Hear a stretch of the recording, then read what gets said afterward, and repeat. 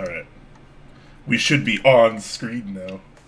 Yeah, man. Here we are. Here we are. Eskimo Joe 14. Thank you very much for the sub, by the way, my friend. Yeah, and Lumens as well. Tier 1 sub. Saying get that up here. I'm not quite sure what that means, but okay.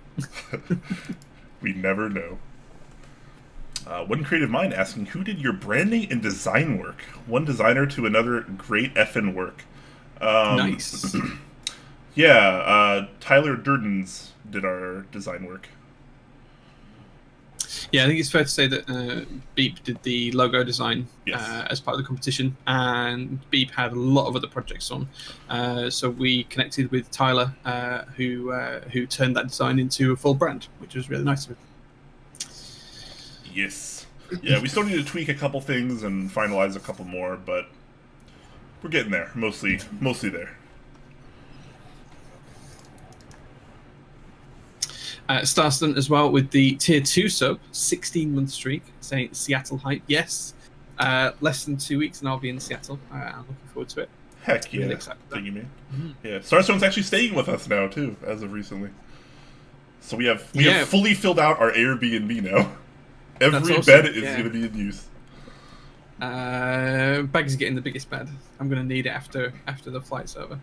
You're getting the biggest bed? Yeah. Well, yeah. I think the person with 2 people on the bed should probably have the biggest bed. Maybe. Damn. I don't know. Damn. Maybe I just share with them then. Maybe we just share because we'll probably be the biggest dudes there. Yeah, I'm not topping and tailing though. I can't have your feet in my face, man. I can't do that. Well, that's not how you cuddle anyway, Jay. Pilot XJ subs with tier 1. Thank you very much, my friend. 5-month streak as well. Nice. Modhouse going to be hype, says Sashimi. Yeah, it is. I actually got some Modhouse caps made as well, which I might show later. We'll see.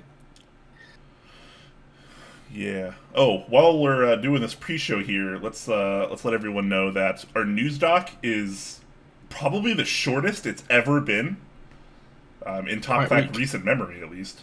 But we kind of have an idea of doing a little bit of a discussion or a debate or what have you. We're just a little blanking on topics right now. So if you guys have some things that you'd like us to talk about, debate, maybe where Jay and I each take sides, whether we want to or not, and we just fight it out in some mud wrestling. So yeah, if you guys have any kind of maybe controversial topics that you guys think that we should dive into and discuss and maybe debate a little bit on, definitely let us know. Well, definitely let us know. What we could do as well is you guys could tell us which side of the debate to have. So if it's something that's clear cut, black and white answers, and there's 2 different views to it, you could say that Brian should have this view and Jay should have this view. And we'll try and argue out from that perspective and just try and play devil's advocate and try and push each other, which should be quite fun. It's always fun to argue something that you don't actually agree with. Yeah. I try and play devil's advocate a fair bit on this show. I try to also. It's all about just cultivating everyone's minds, getting those brain juices flowing. Really, really important. Metallic Charles, thank you very much for the tier 1 sub, and Pilot XJ, thank you so much for gifting 5 tier 1 subs. You guys are all awesome today, man. Thank you, guys. Thank you. Yeah, generous bunch out here already. George says we should do the ANSI versus ISO with Jay on ANSI and Brian on ISO. I feel like that one's done to death, to be fair. That's... It's kind of hard to argue layouts, though, right? Because it's such a regional thing. Yeah. Exactly, yeah. Clavier says ISO for life. Exactly. Corbin Dallas says, I want to see blood. Oof. Yeah. Interestingly, Clavier and I are both in a private group buy for, well, I say private, it's not really private, but a small group buy for an ISO-only Alps board from the AEK boards. All of the AEK boards that you can get currently in the customs world, they're ANSI only because that's got more compatibility to it. So we've both actually joined the group buy for an ISO one, which is quite cool. Should be shipping soon actually as well, so I'm looking forward to that. Nice. Mountain Blocks says, "Hey everyone," and donates 222 bits. Thank you very much, man. Thank you, dude. Thank you. Bike Pedal's asking, "What is the best Switch regardless of cost?" Best Switch. Ooh. I'd probably. I guess a different way of asking that question is, if you could only pick one Switch to ever use going forward, which Switch would it be? I'm not sure I could answer it. That doesn't necessarily mean best. Best is a very objective term. I don't know. In a hobby of, like, quite literally almost all preference, it's hard to say what is best and what is worst. I would probably have to say, I think the Zelio V2 is the best Switch on the market right now. I'm not sure I have an answer, if I'm honest. I'd have to think about it a little more. I'll let that percolate and I'll come back to that later on. Yeah, I really like the Cream though. The Cream is my favorite Switch right now, but I think the Zelio V2 is the best Switch right now, just because of how unique it is and how refined it is. Again, regardless of cost. My favorite Switch right now is the Inks, because I just really like them. But I'm not sure I could pick a best Switch. Yeah, it's such an odd question. It is. It's difficult. It's difficult.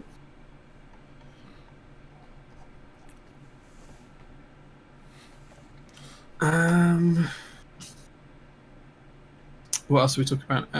Pluto19 says, maybe talk about the implications of a ton of key sets running in a month. That's not a bad idea. That's got some potential for topic discussion.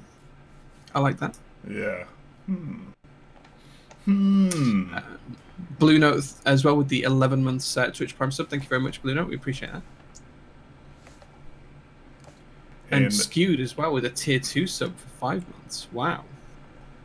Skewed. Okay. I like that. That's really nice. That's name. I thought one of us was gonna butcher that name when I first saw it pop up. Well, I'm assuming I'm not butchering it by saying Skewed. No, that's what I would have said also, which is that's good. That's cute. Nice. Thank you very much for that, man. One creative mind's asking, do you think we've reached a boom, quote unquote, in the MK community / hobby? I don't know. I don't think it's a bubble. I think it's just going to keep growing and growing and growing. I don't think it's a boom as such. Boom tends to imply there's going to be a bust where something happens and the hobby stops growing or reduces inside. I don't think that's going to happen. I think it's just a gradual increase month on month. Yeah. I don't think it's slowing down.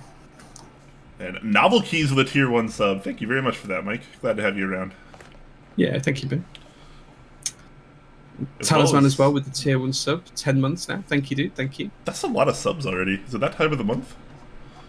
I don't think so. It's middle of the month, so it's usually the end of the month, right? Well, yeah, I guess so. Yeah, because a lot of them aren't even with Twitch Prime anymore. A lot of people just like actually subbing, which is pretty epic. It's good to see the support, guys. Thank you very much. We really do appreciate the support that you guys give us. We don't tell you guys often of how much we appreciate the support, but we really, really do.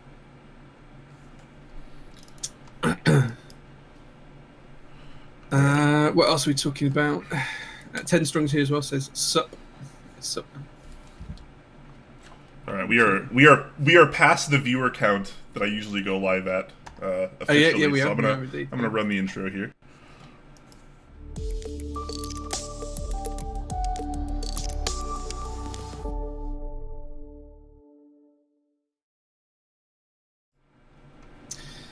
Good afternoon, good evening, good morning, ladies, gentlemen, friends, family, wherever you are. Thank you very much for tuning into this week's episode of Top Clack. It is 7/11 or the 11th of July. For you guys in America, it's 12th here, but Brian was telling me an interesting anecdote about your 7-Eleven stores, so go get your free slushies today, guys. It's interesting. I hope you're all doing well. I'm doing pretty good. Brian, how are you feeling this week? I'm doing pretty good as well. This is looking like a pretty good show. We got a little bit of a giveaway going on that we'll talk about momentarily. And we have a pretty short and sweet news doc today, so we're going to try to alter things up a bit and talk a little bit about maybe a discussion point or a debate of sorts, just to kind of get a little bit more interaction going on, get a little bit more intimate with you guys, you know? I like being intimate. Yeah. I like. If you're wondering why I'm rubbing myself, it's because of these Novel Keys t-shirts are really comfy. I just like to feel. Nothing to do with being intimate, right? It's just No. comfy, Completely coincidental, Jay, as usual. No big deal. So we'll start out, as usual, traditionally, with our mail call.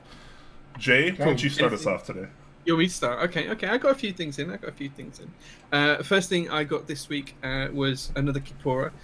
So this one is actually in an unreleased colorway. It's called the Geek Hat colorway, and it was a small private group buy, which I managed to snag aftermarket, which was really nice. I also got some interesting switches from a friend to try out and to clean up using my ultrasonic cleaner and everything else. But these are vintage jet axis switches, so I'm interested to try these out, see what they're like, get them built up for him, and then send them back to him. But they're really, really interesting, so looking forward to having a play with those. I also got a ton of stuff from MK Ultra. So he was kind enough to send Brian some stuff last week. My stuff took a little bit longer through, but I got some stickers and some posters, which were quite nice. And then a few different variations of different phones, just to try out, putting underneath PCBs and between plates and PCBs. So I'll be giving those a try on a build stream at some point in the near future as well. I also got a massive box from Mike from Level Keys, like a huge box effectively, but that's partly because he sent me something to build, which will be on build stream soon. But he also sent me some bits and pieces from the store which I picked up. So I've got another big bag of inks. Given the fact that I really like those at the minute, I've got a fairly large bag of inks. I think I've got enough for 3-4 builds now. I also got 2 desk mats. So I'm not going to open these and show them, but you should be able to see from here that this is the Yuri desk mat, which might fit for the theme of the board that he's asked me to build for him as well. So we'll take a look at that. And then I got one of the space themed desk mats as well. That's just got the kind of sun and then the planets lined up after it as well. So looking forward to getting those on the desk soon. In terms of other stuff, I'm just dropping stuff now. In terms of other stuff, I also got from Mike a cute little badge, the Gator Ron badge, which is really sweet. So I think he might find it. I really appreciate that. It's really sweet. I'm going to have to find a lapel and a jacket to put that on. And then in terms of key sets, I only got 2 things this week in terms of key sets. In terms of key caps. One is I got a set of jelly poms from Taobao, so they're all right. They're not great, but they're all right. But I also got some tester keycaps with our new logo on. I don't know if you guys can see them. But I got some tester die-sub keycaps with our new logo on. So maybe some of these will be available at Seattle. We'll have to wait and see. I know some of these are going to be going to Brian and some are going to be at our Airbnb. So there might be a couple of these at Seattle if you guys are going to pick up. But I only have 20 or so they're not going to last very long. And that's it. That's everything I got this week. Oh, just casual amounts of things as usual. No big deal. Yeah, I think that's a quiet week actually. That's a quiet week. Your quiet week is usually more than I get in like a 2 or 3 month period. So I got a couple things. If you checked out my build stream I did last Friday, you'll know that I now have GMK Hemon. I put it on my recently rebuilt Kepler. Nice. Looks pretty nice, and I did manage to grab the Pata Negra kit as well, so I got some of those novelties up there. Like oh, golly, that's so heavy. And I also got a couple of these cruciformers, finally. You guys have no idea, actually a lot of you probably have an idea, because I've been complaining about it for so long now, how long I've been waiting to be able to fix the box switches that I actually want to use. So now I can actually do that, and he sent me 2 of them, thankfully, so I can give one to Jay as well. So very, very happy about that. I also got a few things in for giveaway, courtesy of Leandrin over at Mechanisk. He did send over a few Clipe to give away, so we are going to be opening up a giveaway momentarily for the first one of those. So that's pretty exciting. I should have grabbed that when I was in the closet grabbing the Kepler, just so I could show that too, but I didn't quite think that far ahead. Luckily, I put some pictures on the forum so people can see what they're getting into and a link as well. So don't worry, we've got you covered, man. We've got you covered. Yeah, and actually, we'll move right into a couple quick announcements, and we'll start with that. Giveaway is officially open as soon as Jay posts the links in chat. It will also be posted in the announcements channel of the Discord once the show is over. You can enter there. You have a little bit of time. You got about a week. There's nothing really special to enter. It's just pretty easy. You just put your Discord name and number in there. Make sure you include your number. If you don't include your number, you are not eligible to win. So yeah, we can't tag you. So yeah. So as Brian says, it'll be open until about an hour before the show next week, so probably about 5 p.m. a week today. That's 5 p.m. PT, so it'll be like 1 a.m. in the EU. So guys, just fill it in. As Brian says, it's really easy to enter. Just give us a little bit of feedback. We're not necessarily looking for people to try and sing our praises or anything like that. We want genuine, honest, open feedback. So if you guys have got any criticisms, anything constructive to say, it's not going to count you out of the running or anything like that if you say something that you feel might sound negative or anything like that. We're genuinely looking for the feedback, guys. So feel free to share something like that. Yep, things we're doing right, things we're doing wrong, things we can improve upon, things that you'd like to see, things you'd like to stop seeing. We try to do this every now and then, just to try to get some more feedback. Usually things go pretty positively, but sometimes we're not always perfect. So I don't know why. Like I think we're always perfect. But... well, I mean, I'm doing all right on the perfection scale, Brian. I think you need to maybe step up a little bit and help the team out a little bit more. But we can talk about that when I get to Seattle. Just before the show, you were casually calling me a 5 out of 7, which I thought was pretty nice. But what do I know? To tell people that. What do I know? So yeah, the giveaway's open, guys. The link is there. It'll be in the Discord, like I mentioned, in the announcements channel after the show. You can enter there. You have a little while to enter. Good stuff. Again, 24-hour stream is going to be worked on very, very soon. We're just going to finalize some structuring, make sure we can bring on all the people that we want to bring on. Now that our refresh is pretty much done, we can really focus on the 24-hour stream. It is very possible that it'll still be this month, which would be pretty cool. That's kind of the goal. That's what we're hoping for, but we don't really know. We have the Seattle meetup coming up. Jay's going to be traveling here, obviously. A lot of things to talk about and think about. So we'll try to get it this month, but if not, August should be at 100% because I don't see why it would take us any longer. Yeah, it shouldn't do. Yeah, I've got 35 hours of flights to get to and from Seattle. It's going to be killer. I'm not looking forward to that, but Yep. I'm looking forward to the meetup. The meetup's going to be great, but all that traveling. Ugh, I really hate traveling, actually. I honestly do. Yeah. I am too large of a human being to be comfortable on a plane. In first class, it's okay, but I'm not rich, so I don't fly first class. I'm not flying first class, but I am flying business class because I didn't want to put up with the small... I didn't want to be crammed in and hemmed in. I'm not that big a guy, but I'm quite chunky, I'll say that, so I don't like to be restricted by other people. So yeah, we'll see how that goes, but it should be all right. It should be all right. Yeah, absolutely. All right. Just running through chat. I think there was a couple of things. Yes, I have got new glasses. Someone asked that. Brian, did you fix your fan while I was talking about my?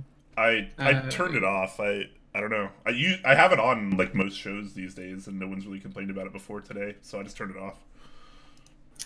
Yeah. Okay. Cool. All right. I think that was everything. All right. Cool. Should we jump into the news doc then? Let's jump into our outrageously short news doc this week. You guys are gonna love this. Okay. First link is going in now. All right, so this, I didn't see an actual interest check thread go up for this, or a group by thread or anything, but I did notice this was on the Mechanisk website, so I figured we should talk about it, even though there's very, very limited info. We can still kind of get a little bit of information from the pictures. So this is the ELV, I'm assuming is how it's pronounced, a mechanical keyboard kit by Mechanisk, and as you can see, this is going to be a tray mount case. You can kind of see the standoffs here. Looks like there's a bit of a design kind of going on, a wavy design here on the back. I haven't actually translated ELV yet, so I don't know what that means. Someone else can probably do that real quick and let us know what that means in chat. But this is a $210 kit, and I believe that is probably just the case and the frame here, as you can see here. There is kind of like a brass, I don't know, inlay, I guess you can call it, at the bottom here, which kind of doubles as a weight, I would imagine. And then there is adjustable standoffs, so you can remove any of the 6 traditional mounting points to kind of customize the tray mount experience that you want. So this is kind of a step beyond what we've been seeing more of lately, where people remove the center and slightly offsetter bottom right tray mount posts, which are more standard in tray mount cases. So this allows you to only use the standoffs that you want, which I think is pretty interesting. I don't know how much it'll change the actual overall experience versus just using like a 4-point tray mount post without those middle posts. But it'll be interesting to see, at least. I like having the option, because the option means you can have it your way, Jay. Yeah, and it's good to see people trying new things as well. So we've seen 4-point mounts, we've seen removable mounts on other boards and things like that. So it is nice to see new things being tried and to try out. Interestingly, ELV does stand for two different things. It stands for river, which is what the inspiration for this board is. But if you're Hungarian, it also stands for principle, which is kind of nice as well. I kind of like that translation too. Interesting. Yeah, it should be considering Mechanisk is a Norwegian-based company. We'd have to go with the Norwegian definition here. Yes. So river it makes a lot of sense knowing it's river now, and I'm looking at the back pattern here, which is kind of cute. Wave design, yeah, it is cute. I kind of like it. Yeah. Again, it's tray mount, but that's always going to be relatively popular within the community. The fact that it's customizable is nice, and I think the design looks just as nice as anything else Leandrin's produced. So yeah, interested to see more details on this, colorways and options and things like that as well. So yeah. Yeah, it'll be nice to get some more pictures because we can only surmise so many things from this, and obviously we have no info about most specs or when it's going to be available. So we're kind of just up in the air, but it does look pretty nice. I like the idea of the brass inlay and the removable standoffs. It does seem like this is aiming to be one of the more higher end tray mounts going to be on the market. For sure, yeah. Pretty excited to see that. Also, just a quick note, if I can find it real quick, just because I noticed it while I was on here. The Fjell Pro has actually been renamed. So the Fjell Pro has been renamed to Tinned. Tinned, yeah. Which, crap, what does that mean? I think it means peak, I think is what it translates to. Yeah. So... Yeah, not a whole lot more info on this, unfortunately, but it does look like this is the Fjell Pro, and it does look like it has been renamed. Yeah, there is a really interesting third image there, which does show that there's a different type of mounting on this. So if you just want to flick over to that, but effectively you've got a brass plate that's got a carbon fiber edge around it. And there's also, just at the top of the shot there, there's also what looks surprisingly like some sort of gasket, whether that fits beneath or above that carbon fiber layer is yet to be understood, but it does look like the mounting system just kind of changes for this a little bit. So that's interesting. Yeah, it does look like a pretty interesting mounting situation, and I know he's been kind of prototyping and toying around with lots of different ideas on how to get the Fjell Pro up to a more modern kind of feel and aesthetic, since the community has changed quite a bit since the Fjell Pro was first announced in like 2017 or whatever it was. So, mounting styles and solutions have come a long way in the last 2 or 3 years. So, pretty interesting to see that. I think the only problem I see here in this picture is that above the gasket, there's actually a rubber dome keyboard. So, I don't know how much we can trust this user. That's to be determined. But clearly they're trying to upgrade, right? That's why they've got that image there. That's quite an upgrade, Jay. It is quite an upgrade. The only other thing to go about this is, as well, is it's clearly going to be a seamless design, just looking at the second image. And you can infer that the base that we can see in the third image is going to be encapsulated by the top. So it's going to be a seamless side design, which we're seeing more and more of recently, which is quite interesting. Yeah, which is more elegant, in my opinion. I do like that a lot. I also like that the plate has the little kind of Fjell Mountain logo on there, which is pretty adorable. Like that a lot. All right. Cool. All right, let's move on to an interest check for the VN66, done by Once S, who apparently is an admin of VNMK, which is the Vietnam Mechanical Keyboard Community. I believe that is probably like their most overarching and popular forum, and they're trying something a little bit different, reaching out to the Western community a little bit, just a little bit, and I'll expand more on that. Yeah, I'll expand more on that in a second. But this is a Apple M0110 inspired keyboard. It is a 66 key layout, kind of like the Leopold FC660 series. Very similar layout here. A lot of people are into that. A lot of people are into these chunky bezels. I know, Jay, you're kind of a fan of this as well. Yeah, I am. It I mean, it's clearly 110 inspired. 0110 if I say it right. And I think they're quite open to say that. But it also reminds me a lot of other boards that we've seen recently, like the CA66. That's kind of got that exploded feel for the left as for the right hand arrow keys and right hand macro column on the 65%. So I think it's it's nice to see those retro inspired boards. Just a few facts about it. So this is inspired by the Apple M0110, as we mentioned a second ago. Furthermore, they've also applied the Fibonacci sequence to the aspect ratio, which apparently will result in a design that will age very well.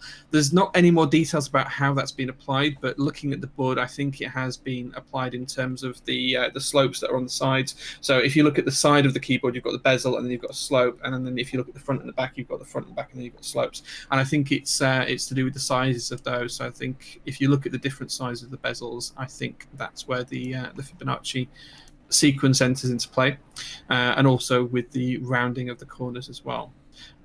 Aesthetically, I think this looks great. I really like the base design. I think it looks really interesting. But in terms of the actual board itself, it is top mount.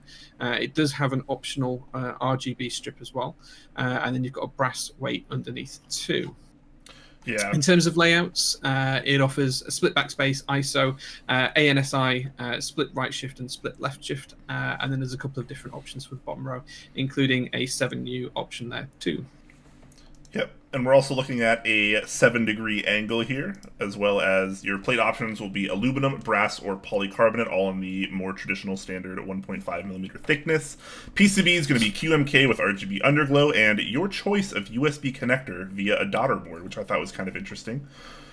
Yeah, that sounds good. And then there's just going to be available in, there's going to be 3 colors, but they're going to pick between black, gray, e-white, red, and dark blue.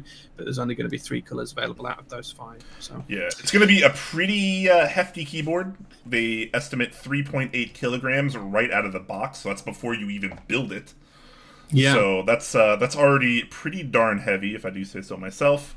It is going to use the kind of same foot system as the RamaWorks M60, so they kind of have these long rubber feet as opposed to just the normal bump-ons. I think this is way better. This is like pretty much always how we should be doing keyboards. We should have like dedicated feet for this. Bump-ons just don't really cut it anymore.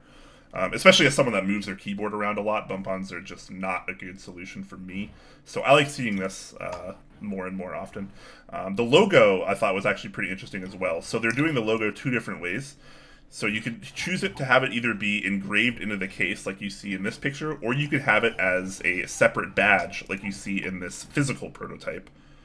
Mm-hmm. Which I thought was a pretty nice touch. The kicker here is there are only 17 units available, and the bad news is 12 of those 17 cases are reserved for the Vietnam mechanical keyboard community, leaving only 5 units total for our Western community. Yeah, that's a small number, guys. It's a really small number. Hopefully we'll be able to see more of this keyboard run in the future, because I think it's quite interesting, and I would like to see more of it. What do you think to the price, Brian, at $400? Yeah, so $400 estimate price. I think that's expected. I'm not going to say it's great, but I definitely don't think it's bad either. Judging by just the way they have everything laid out here, I mean, this is a lot of material. This is a lot of machine time. It does look pretty darn elegant. I like a lot of the nuances they chose to go with. So I think the price is expected.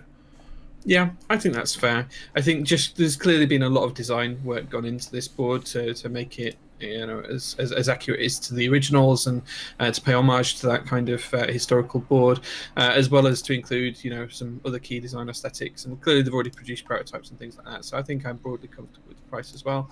I am a little bit disappointed it's only 5 units, because I really like this. I think I'd like to try and get one, but with it only being 5 units and being first come first served, the chances are pretty slim on that. Yeah, this will probably go in just a couple seconds, I imagine. I imagine there's 5 or more people out there that are going to be camping this, because 5 is such a small amount of units. It'll also be manufactured by Eve, if that's a big deal to you. And the option to choose between a rotary encoder or 2x1U. Now, this had me confused a little bit. I'm assuming it pertains to the kind of top right cluster of 2 keys that we normally see in a 66 key layout, like right here. Yeah. Which is kind of interesting. So you could either choose to have two 2U keys there, or two 1U keys, sorry, or a rotary encoder, which I thought was kind of interesting because how would the rotary encoder actually go there? There's no pictures of it on renders or the physical prototype in this thread, which is kind of unfortunate. Yeah, you can see the footprint for it on the PCB as well. It should fit. I mean, it's all about the knob that you put onto the rotary encoder. The rotary encoder fits in an MX footprint, so it's all about how you fit a knob or a control methodology onto it. Personally, I think it wouldn't suit the aesthetic of this board. It would detract from the aesthetic if it had a rotary encoder on it personally, but I can completely see why some people would want them. It looked great, for example, on the Satisfaction 75 because it was designed to be there. It had a round opening rather than a square one. That kind of worked a little bit better. This is more of a square opening. I think it looks better with the two 1U keys rather than a rotary encoder. I do think if you're planning to have rotary encoder as an option on a board, you kind of have to include it in the base and design around it, as opposed to having it be an afterthought, which is kind of more what it feels like here. That's why I think it's really successful on something like the Satisfaction 75, but here, like Jay mentioned, it probably looks a little off. Yep, but as to anyone, if anyone gets one of these, you want to put a rotary encoder on it, guys, you do what you want. Who are we to judge on that kind of usage? But I'm really excited for this. I do like it. I would really be interested to try and pick one up because I think it looks great. Yep, definitely. All right, Jay. Why don't you tell us a little bit about our next topic, since I imagine you got in on this. Well, I already have one of these from the original round, but this is the Cypher. So for those of you who haven't seen the Cypher build, I did this a couple of months ago. It's a mini 1800 board run by cablecarddesigns.co and mykeyboard.eu. So there's been a couple of interest checks up to this. We talked about it a couple of weeks ago. Effectively, as I say, it is a mini 1800 layout board. There are some images on there on the Keycap thread and a few other places as well. I love mine. It's here in the office with me at the minute, but I use it at work quite often.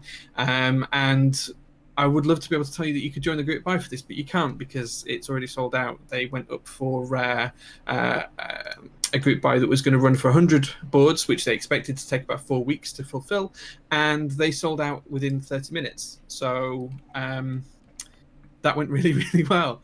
It's available in 3 colours, a matte black, which I have mine in matte black with a pink base, dark blue and dark red as well. And then you could pick between brass, polycarbonate or carbon fibre plate materials.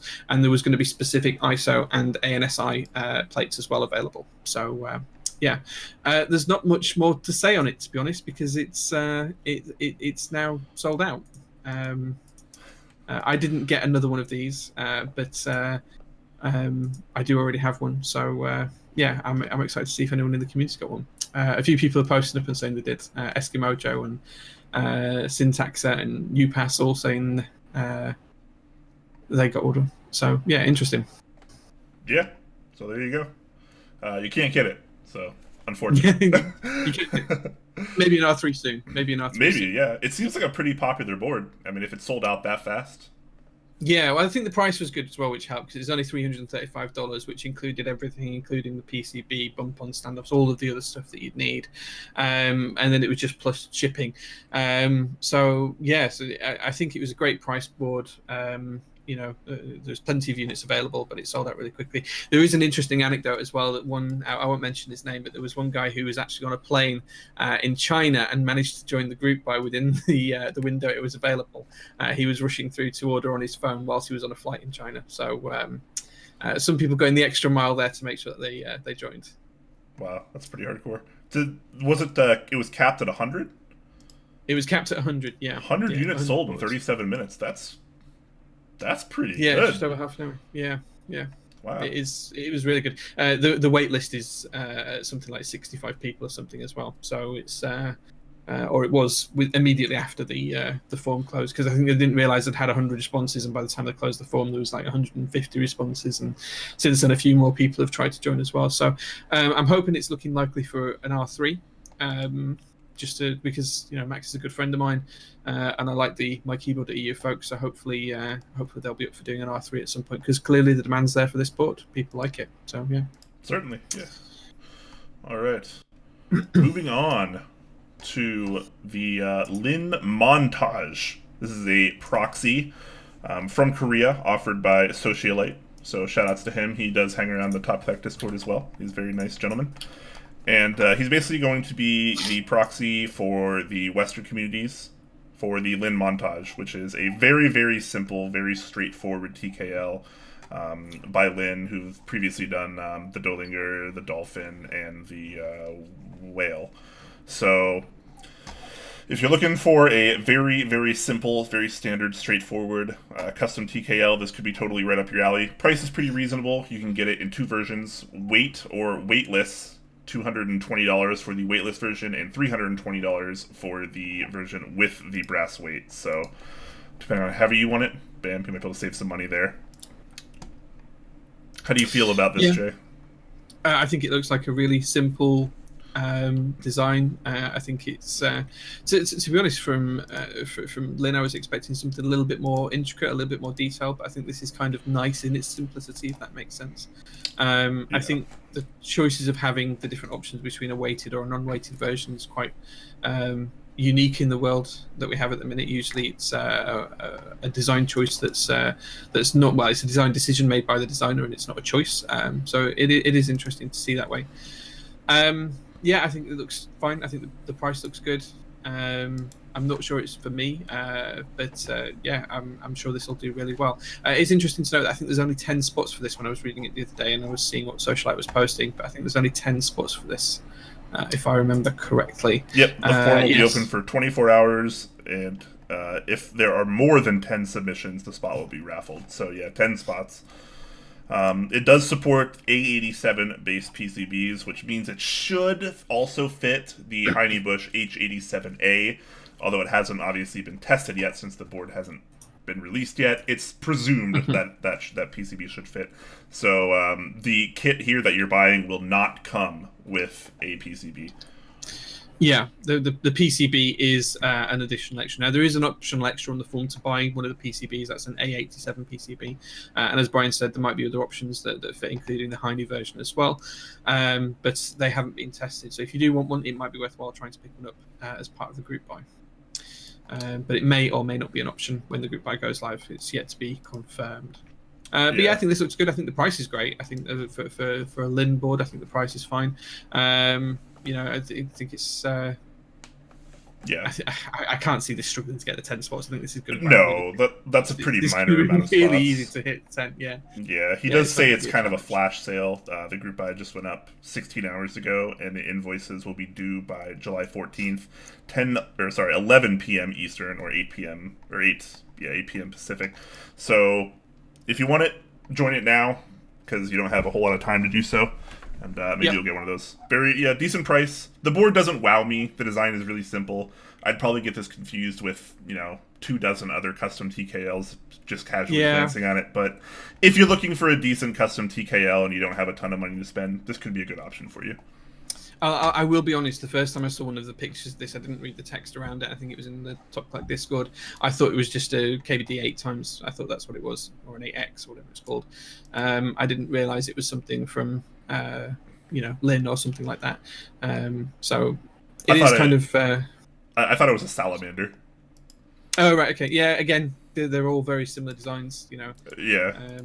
I think the picture I saw was actually from the rear of it, so I kind of knew it wasn't salamander because it didn't have that rear lip across the back edge with the weight, so I knew it wasn't that. But yeah, from the front and the top, you could quite easily mistake it for that.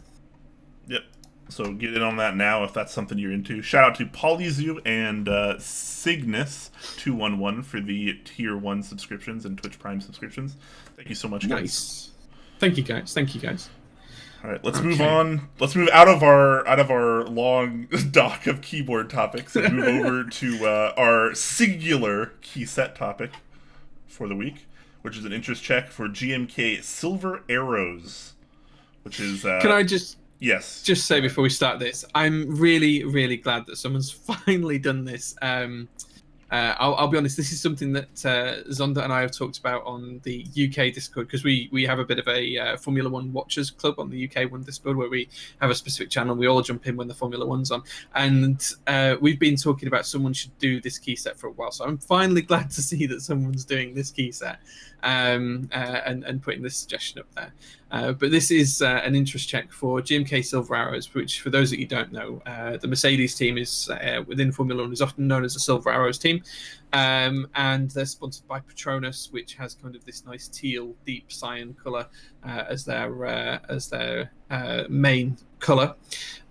So this key set is inspired by the team. So the cars are usually bright silver, which is where we get the alpha colors from. Then there's kind of like the black for all of the accents on the car, such as the tires and the barge boards and everything else that makes up the carbon fiber componentry of the car. And then it has these accent keys to support the Patronus colorway as well. Brian, I'm not sure you're a Formula One fan, are you? I don't know much about Formula One, so I defer to you on all my Formula One related topics. How do you feel about this key set? Obviously, we don't have a ton of renders to work with. We have quite literally just one.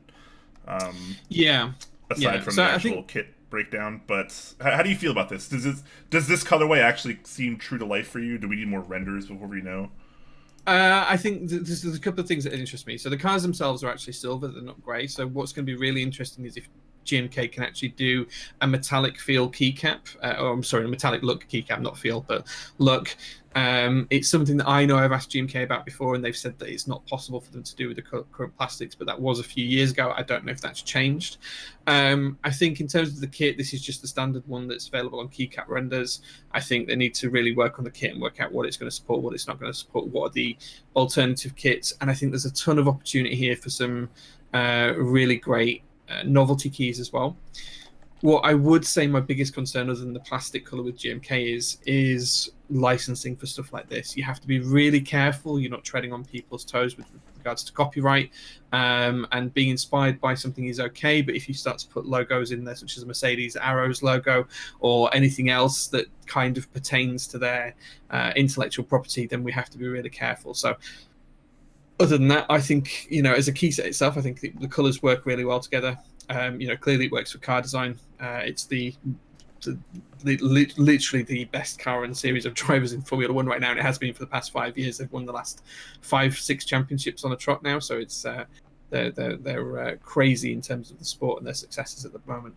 So be interesting to see how this pans out, but I will be watching it with interest.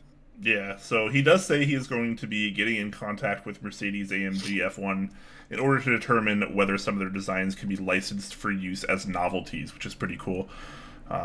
We've tried to do stuff like this in the past with varying levels of success by reaching out to large brands, corporations, etc. And usually a lot of people just don't even get anything back. They just get ignored. But sometimes we have success stories like Novel Keys and Star Wars, so you never know what's going to happen. Yeah, like you mentioned, I would be pretty worried about the silver coming through, because I don't know how you would do that on kind of like a matte plastic basis. You can get metallic plastics, and you can get metallic ABS plastics as well. But I know GMK tend to shy away from doing it, or they did a couple of years ago when I talked to them about a different set. So I would be interested to see if they are willing to work on that now. If you did it with a flat grey, I don't think it would work as well. The key set just wouldn't pop and bring to life in terms of what it's supposed to be emulating. As you can see from the picture right at the very top of the car, it's cars are shiny things. They're designed to have that kind of sheen to them, and if you have a flat colour, I'm not sure it would work. It probably just not quite. It just wouldn't quite. It wouldn't match the theme quite so well, even if it was still quite a nice key set. Yeah. One thing I would say about the Mercedes F1 team, though, is for those people that don't know, my other hobby is cars, so I do a lot with classic cars and things like that, and I'm involved in a few different communities for that as well. Some people in one of the forums I'm in for the car stuff, they did reach out to AMG, and they actually had some stuff produced with their logos and banners and badges and stuff on, and they were really open about using their intellectual property for that. Given this isn't car related, I'm not sure necessarily whether they'd be the same, but I know they have been open to that kind of stuff in the past, so that could be a possibility. It probably wouldn't include the Mercedes logo, but in terms of some of the other F1 team intellectual property, like the car numbers and likenesses and things like that, we might have some success. Gotcha. So the bottom line is there is a lot of potential for this set, for this colorway. It's just going to be a little tricky to pull off in terms of getting the kind of metallic, shiny feel, that sheen on the plastic, as well as hopefully getting in touch with Mercedes-AMG to be able to license for the novelties, which would be pretty cool. So a lot of steps still to go here. Not sure if it can be pulled off, but if they can, could be pretty successful. Yeah, and just big shout out to us on that, because one of the comments he's got on the thread, I'm just scrolling down now, he said a novelty that has a text on it saying, Valtteri, it's James, would be amazing. So for those of you that don't know the joke behind this, the Mercedes have two drivers. They have Lewis Hamilton and Valtteri Bottas. And Bottas was leading a little while back a race, and his engineer came over the microphone to him and said, Valtteri, it's James, can you let Lewis Hamilton pass? So, I mean, there was quite some consternation within the community around F1 at the time about that and how that went down, because it wasn't particularly the fairest thing in the world. Credit to Zonda for suggesting that as a novelty key. I think that'd be amazing if someone did produce that. Interesting. Very, very interesting. That's pretty good. It's pretty funny. All right, so there you go. Make sure to give feedback on this interest check if this is your thing. And let's move on to our last news topic of the day. Wow. Such a short news doc. I know, it's kind of ridiculous actually, but sometimes there's slow weeks. We went like months in a row of having just outrageously overpacked news docs. Oh yeah, and now 25 we're kind of key sets or whatever, right?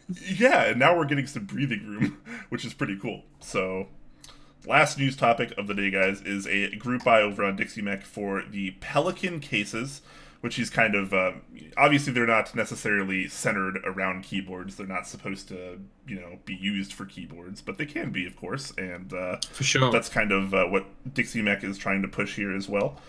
So this is pretty awesome. He has a variety of options to choose. I should just go to the site actually. What am I doing? That's a little bit easier. It's laid out a little bit nicer at least. So you have a bunch of different options here, ranging in size and budget options as well. So some as low as $28, and the more expensive ones going over about $220. So wide range depending on what kind of things you want, what kind of things you want to use them for. But pretty cool. I mean, a lot of people have really nice keyboards. They want to protect them. So yeah. Yep. I have a big one of these I use for all the meetups in the UK. I'm not bringing it to Seattle because it's literally the size of a suitcase. But I can fit like 10 boards in there, and they're all, completely protected and everything else.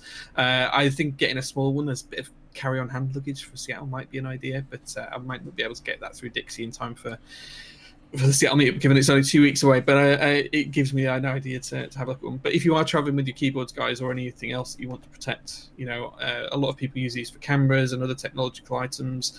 They are really, really good at protecting stuff. So, guys, these are properly tough cases. So if you are interested in one, do check out Dixie's group for these, because they will serve you well if you pick one up. Yeah, I feel like if I were like traveling to a lot of meetups where I would be bringing keyboards, like several of them, I think I would definitely get one of these. For me, obviously, going to local meetups, I don't really need this because I have too many keyboards to bring anyways. And sure, if any of them fit like 15 keyboards, I might be in business. But anything less than that, it's like now I have to pick and choose what I want to use. But lots of cool options. Glad someone is doing this, and happy that it's Dixiemech. Yeah, sadly I can't bring 15 keyboards to Seattle. I just don't have the luggage space or weight. You can. You're just not going to, for reasons. Well, it would be very expensive to bring 15 keyboards just because of the sheer weight of them. So I'm not going to do it, unless we're going to use Top Clack funds to pay for my extra haulage capacity on the airplane. But even then, I don't think I fancy lugging them all around the world. That doesn't. 3 or 4 maybe, but that's probably the limit, I think. Yeah. Oh man, I like this orange one, the 1535 air carry-on. That's pretty nice. Yeah, well, Dixie was just saying the 1535 is the exact size for an overhead bin. I could get one of those, but it would mean that I could bring no other hand luggage. So I would have to fit my keyboards in there and like all of the stuff I needed for the flight, like my MacBook and my iPad and everything else. So I'm probably not going to do that, actually, the more I think about it. I think I'm just going to trust that I'm going to wrap them well enough and use enough keyboard sleeves and things in my main luggage in the hold. And then I'll just have one keyboard, probably the TMO50 in my hand luggage. But yeah, I'm not sure I'm sold on the orange colour, but I do like the grey and the black. Really? Maybe that's just me being a bit boring. Although you never lose it, right? If it's orange, you're never going to lose it. I don't know why, but the orange is really speaking to me here. I think I prefer the yellow to the orange. If I was going to pick between the two, I'd pick the yellow rather than the orange. Yeah, I don't know. I like the, so I imagine that this one in the group buy thread is actually the one that Dixie owns, mainly because he has a bunch of stickers all over it, and I thought that was a pretty cool idea, too. Just, like, kind of sticker bomb. If he's taking that picture in the airport, that's a really, really good picture. I really like that. It's a great product picture. Do you think he went to the airport just to take this picture, or do you think this was part of a trip? I don't know. Is it a Photoshop job? Is it a Photoshop job? I don't know, man. Dixie, tell us, is this a real picture? I mean, he went to KeyCon recently, so it's possible this is a true airport picture. Sure. Dixie, come on, tell us. I know you're in chat. I've seen you posting. You can tell us if this is a real picture. Oh man. MK Tyson saying that was at the. The was it the airport? It was the Bellingham Airport during the Austin Key Crawl. Okay, there you go. Empty airport too. Nice. Empty airport. Yeah, it is a great picture. That's a really good picture. Yeah, love it. All right, cool. So that wraps up our news doc for the day, guys. It's that easy. Yeah. Wow. Such a short document this week. Well, it is what it is. Yeah, nothing wrong with that. It means I might get some sleep tonight because I've had a really long week at work, so I'm ready for some good sleep. No, you can't get any sleep. Instead of sleep, I need you to tell me about our first sponsor, Jay. Okay. Well, in terms of our first sponsor this week, it is, of course, Zeal Generation.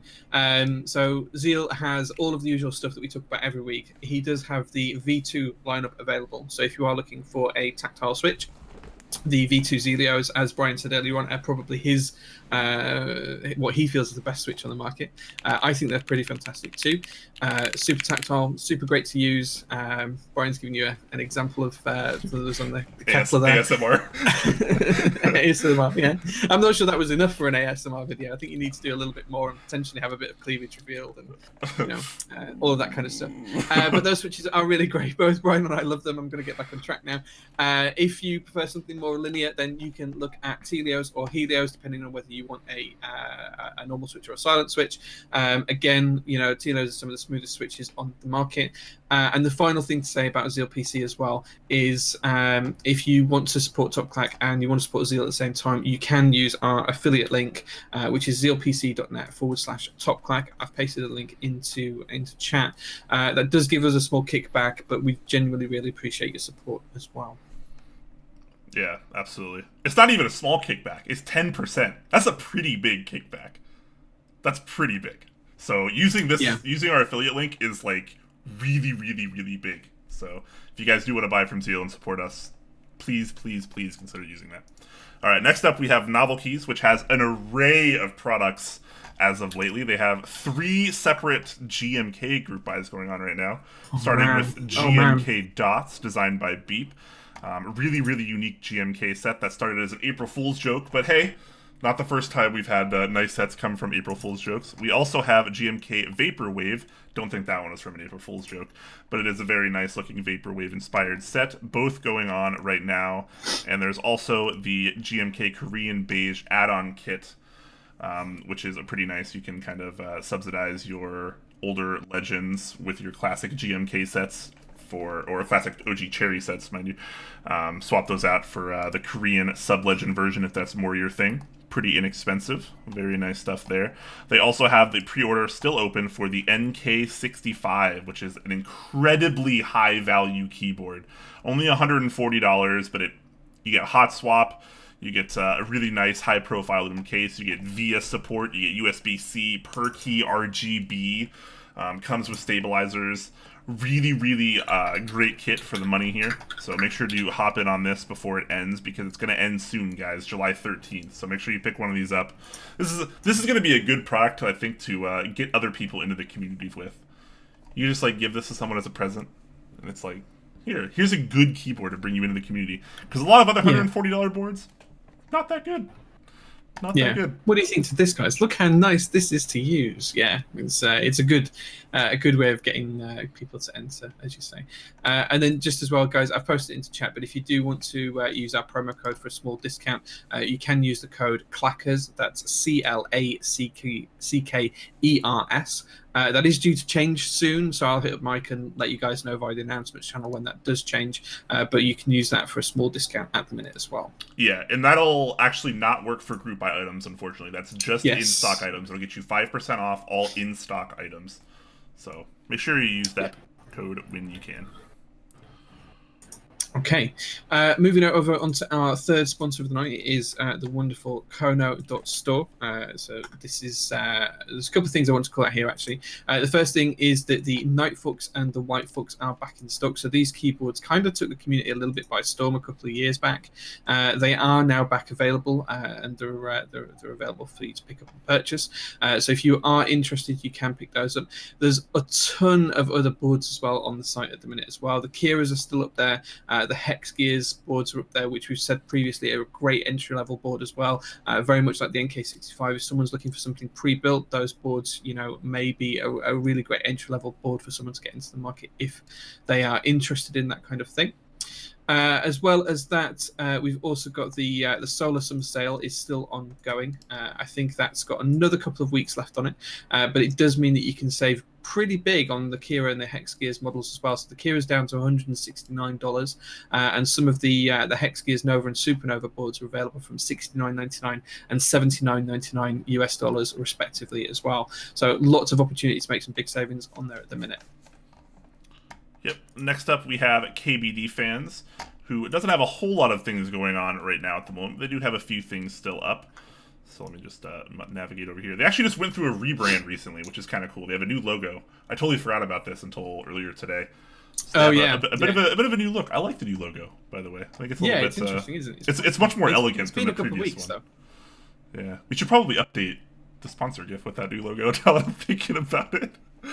But, I'll see if I can grab that and put that into the sponsor GIF for next week. All right, cool. So anyways, they have a few things going on right now. They have a Bluetooth module that you can throw into your HHKB if you want to have a Bluetooth HHKB, which is pretty nice. They have lots of max key sets in stock as well as a lot of cool, awesome keyboards like the KBD19X and the KBD67, which are both pretty good value boards. KBD67, really, really highly regarded. We like that one quite a bit for a lot of entry-level kits.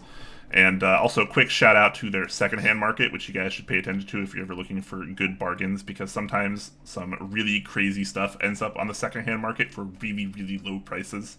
So a lot of people aren't aware this actually even exists. So definitely keep your eye on it, because you can pick up some pretty epic stuff for pretty low prices sometimes. Absolutely. Okay, moving on to our final sponsor of the night. It is the wonderful Dixie, who we've just been talking to about those Pelican cases. Just to give a big shout out that SA Bliss is still going really, really strongly at the minute. All kits are going to be produced, so this is doing really, really well. But for such a good looking set, I'm not surprised. So if you guys are interested, this runs until the 28th of the month, so you have got quite a bit of time still left to join this. And now that you know that MOQs are met and it's definitely going to be produced, you don't have to worry about joining a group buy that might get refunded. That's not going to happen in this instance. Everything is good to go.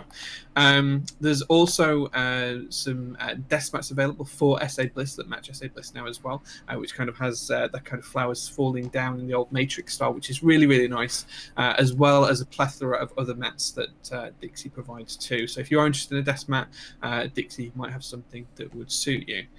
As well as that, we've also got the Pelican cases.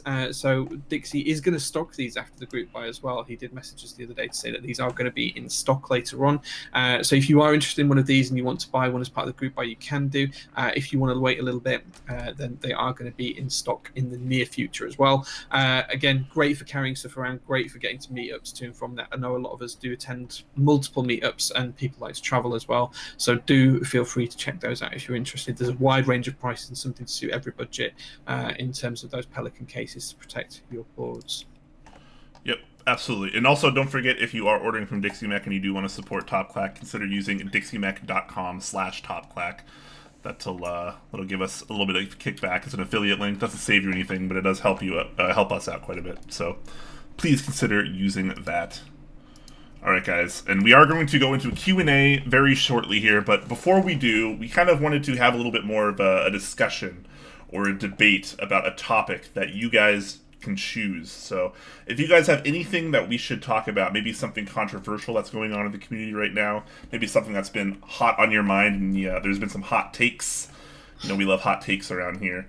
So let us know what's on your mind. What are you guys thinking about? Anything crazy going on in the community right now? Anything super important that you guys just feel that we need to address? Blackpink? Yeah. Blackpink. Novel Keys, thank you very much, Mike. Gifted a total of 25 subs by gifting 5 more today. So 5 people have got an additional sub. So thank you very much for that, Mike. Appreciate that. Thanks, Mike. Really appreciate that. Yeah. NGB says too many switches. There's always too many switches. There's always too many switches. I've got thousands of them in this room at the minute. But I don't think we can ever have too much choice on the market with switches. S75 GB spot cell. Thoughts? Oh, okay. Did you see this, Brian? I did not. I don't think so. For those, I'm going from memory here, so I hope I get the details right. But effectively, there's someone who joined the Satisfaction 75 group buy, and they wanted to sell their spot on. They tried to make significant profit off of the spot. I think they were trying to sell it for $300 above price, I think, something like that, because they were trying to trade up to get to a number 2, which is probably a bit of a stretch from a Satisfaction 75, if I'm honest. This was kind of noticed within the community, and UPass dealt with it quite succinctly, in my view. Basically, UPass found out which user it was that was offering this, refunded them in full, and removed them from the group buy so that they had the funds to go and do as they wished with, so they didn't have to try and sell the spot. So that's in a nutshell what happened. There was a lot of the guy kind of pushed back a lot on Keycap. He made a couple of quite angry posts, from what I recall, to try and influence UPass to change his mind, undo his decision, and to try and defend himself. But effectively, he was just trying to flip his spot for as much profit as he could, so that he could go and buy a different board that he actually wanted. So, what do you think about that, Brian? What do you think about that situation? I think it's really strange when people try to flip group buy spots.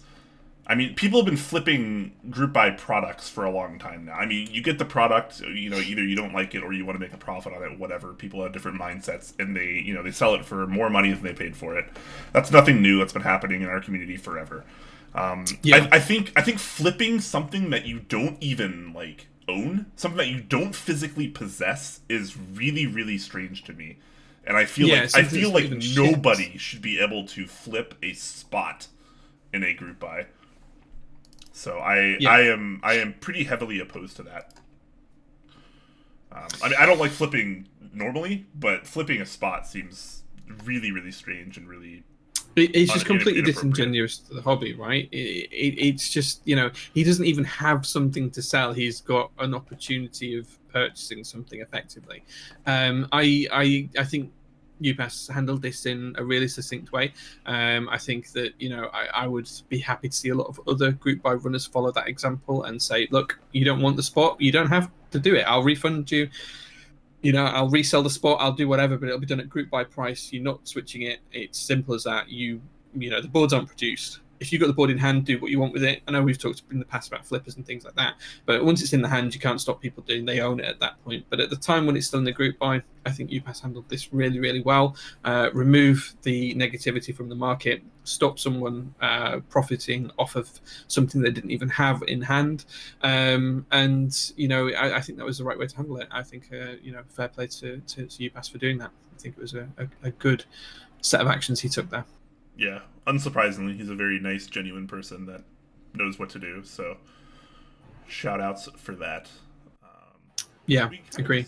We can kind of just tie our Q&A along in with this. Some people are asking questions. Some people are kind of, promoting topics. Both are totally fine. We'll kind of just hybridize it for this week since our news doc was so short.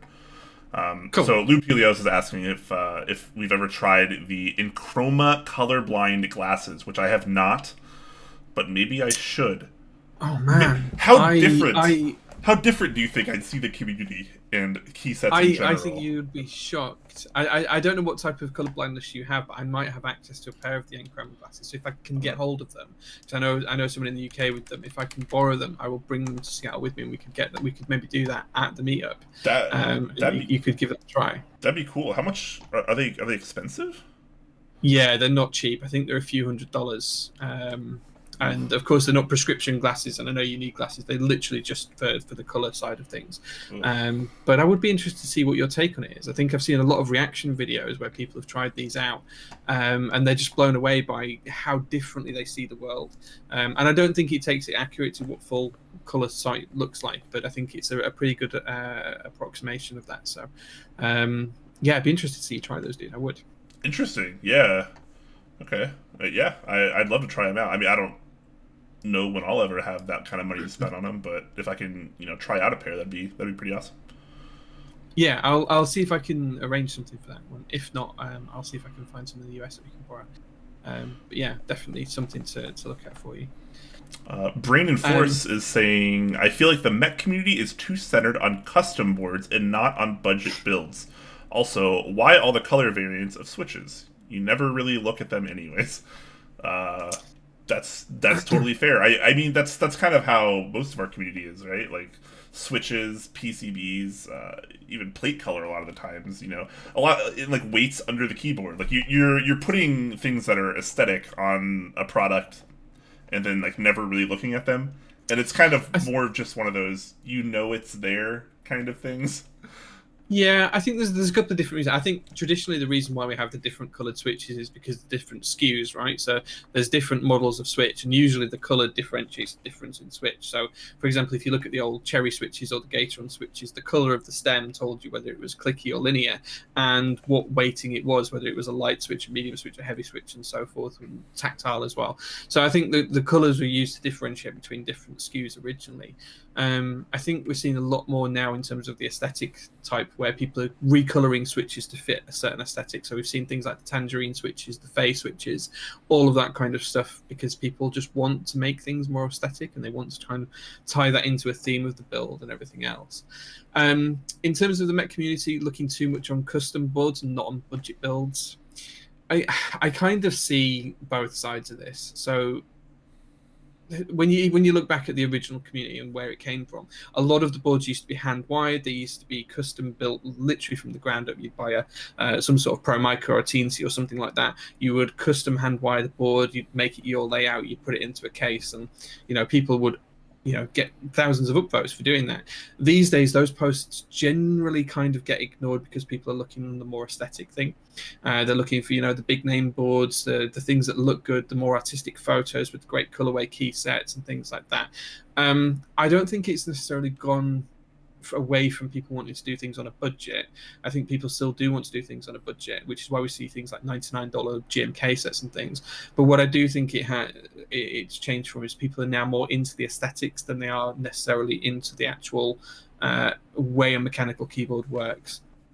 So, I mean, they're taking away from that whole kind of I'm building every aspect of the keyboard to just soldering in some switches. I think it's going, which is still customizing, but it's going away from that whole I will build it myself to I'll just put the switches in and put it in a case and use it. I think it has simplified, but that's due to more people joining the hobby with a lower level of skill and knowledge or intention to learn about that kind kind of thing as well. But that being said, we're open to it on Top Clack. I was building a gingham, which is a Played-inspired kit on stream last week. I'll be finishing that off this week. So we do things like that here. I'm completely open to looking at them. Brian, I don't know if you feel the same or... Yeah, no, definitely. I think I actually kind of just want to point out some of the wording that he used. So he says, I feel like the mech community is too centered on custom boards and not on budget builds. And I will point out that regardless of how much a board costs, if it's a custom board, it's a custom board. Doesn't matter if it's, you know, a TGR Alice or a Jane V2, or, you know, you go to KBDfans and you pick up a tofu case and you buy like a PCB and a plate with it. Like, that's still a custom build. Like, you're still piecing parts together the way that you want them. And it's not any less a custom just because it doesn't cost, you know, $500-$600. And we were talking about this in the Discord recently, too. And it's like, the way I look at keyboards, what's interesting to me is not necessarily like those expensive TGR Janes and Alices and stuff like that. Sure, they're great boards. No one's arguing that, but like, you know, it's $500-$600 boards are just like not that interesting, because it's like, yes, you can do this. This has all the cool stuff and the quality and the features that you want, but it's also gonna really hurt your wallet. What's really interesting is when you get the cheaper stuff, things we've been seeing like the Polaris interest check, the Sirius 60% that I've been using a lot. Experience per dollar is way more interesting than just having like the top tier of everything. And this was always what I liked in the PC community too. People ask like, hey, I have $3,000, like what kind of build should I do? And it's like, that's not interesting, because you could get like top of the line everything for that. But when someone has, you're not like, worried about what. But when someone has like $230 and like 3 potatoes, that's when it gets interesting, because you like, you know, getting someone the most performance that they can get, the most value that they can get, the best experience they can get for every single dollar. That is what's really, really interesting about communities like ours. Yeah. Yeah, I think that's pretty fair, to be honest. I think that's really fair. The interesting thing I think from this is where's the community going? I think this is kind of where the question was leading to. Do we think we'll see more people doing hand-wired builds and custom builds, and, you know, where we're doing a lot of through-hole soldering and things like that, or do we think it's going to go more towards custom? And I think both are growing in terms of pure volume of people that are doing it. I think the percentage will always be skewed in terms of the actual I'm going to call them semi-built custom boards. So I mean by that, like kits that you have a pre-soldered PCB, for example, with all the components on. I think that's always going to be more popular because it's more accessible to people. It's easier to solder in a few switches than it is to start soldering, you know, a TNT together and doing a hand-wide build, or putting diodes in, you know, through hole. That's always going to be easier to just pick up a pre-built PCB and put some switches in. So I think both will grow, but the percentage differentiation is always going to lean on those truly semi-built custom kits, I think. But the good thing is the community is growing no matter which way you cut it, right? The more people we have in the community, the more competition we've got for boards, designs, features, all of that. That's not a bad thing. The more people we have in the community makes the community a better place by default. That's the other way to look at it. Yeah, definitely. All right, just moving on. Clavier has a really interesting question that I wasn't sure we should address, but I think it's just too fun not to. He's asking the most hated person in the community. Who do we think the most hated person in the community is? Hate's a strong word. I've been thinking about this for like the last 5 minutes since I saw this, and I was like, I'm like actually curious who I feel like is the most hated. And I think everyone that's a public figure to some extent within the community gets some hate and some love, and then how that band is up is kind of, you know, interesting. It's like, I know that Mito gets a lot of hate, but then he gets a lot of love for his key sets and he sells products really well. I've never really spoken to him, so I don't know him too well, but, you know, there are other examples like that. I mean, you know, I'm no stranger to people saying they've got a problem with things that I've said or done. You know, it happens. I think everyone has haters. Kind of faces. Top Clack has haters. Teha Types has haters. Name a keycap designer or board designer, I guarantee you they have haters.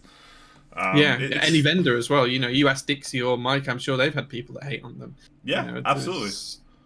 You know, you can't always please everyone. Yeah, you can't ever please everyone. That's just not how it works.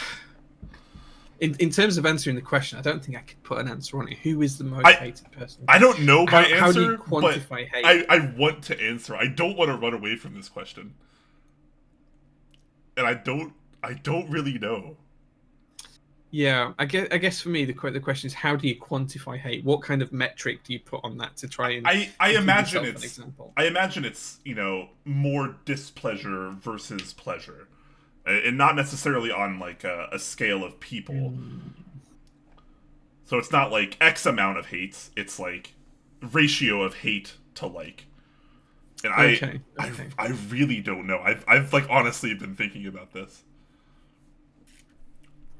Yeah, I don't know if I have an answer. I, I mean, you could pick anyone in the community, and you could say that they get hate, but the thing is that you'll only they will know how much to get, because a lot of it's through PMs and direct messages and things like that, and a lot of people have supporters. I mean, I've had my fair share of PMs that have not been too kind and not been too nice. A lot of some people saying it's difficult. Jessica, That's interesting. That is interesting, because I hadn't even considered that. Her background is she's not necessarily the most pleasant person to a lot of people that have talked to her. A lot of people will say that. I'll keep my thoughts out of it, but a lot of people say that. But she's also done 2 key sets that did not turn out the way that they were supposed to: GMK Plum and GMK Necro. She attempted 2 sets that both had a lot of potential. They really did. Renders looked great. The ideas were good. And then when it came to choosing color samples, she just, most people would claim that she failed. She might say otherwise, but the sets just came out way different than they were, originally supposed to, in the eyes of the community. Yeah. So that's an interesting thought. It is, yeah. I hadn't considered Jessica. Mine hadn't even wandered over to it. I mean, the thing is about Plum, I will say, is that while it didn't turn out like the renders, Plum is a really nice set. I really like it. Not so much Necro, but neither did turn out. But then again, she's not the only person that's had that problem. There was a whole same thing around Solarized Darkrai with J-Chan and Keycap and the vendors that were supporting that as well. So it's difficult to say. And then there was all the hate and drama around Zeal versus Way when the T1 switch and the fake Telios were happening and things like that. So I think it's difficult to quantify it. I think I'm going to spin this around, and I'm going to say, rather than work out who the most hated person in the community is, what I will say is there's too much hate in the community. There's too much negativity, and we should strive to make the community a better place. I couldn't put my name on who I think is who gets the most hate in the community. I think everyone who's a public figure gets that to some extent. You could pick your Zambumons, or you could pick your Blotzkis, or you could pick your Jays or your Bryans, or whoever you want to pick. You ask any of them, they've all experienced some level of dislike, hate, problems within the community, people that they've upset, people that don't like them. That just happens because you're never going to be able to please everyone. But I do think that we should all strive to make the community a better place, irrespective of what level of hate we get. Yeah, absolutely. Wholesome opinions aside, Buddy Lake. I'm going to say Buddy Lake is the most hated member of the community. Just give me 1 second.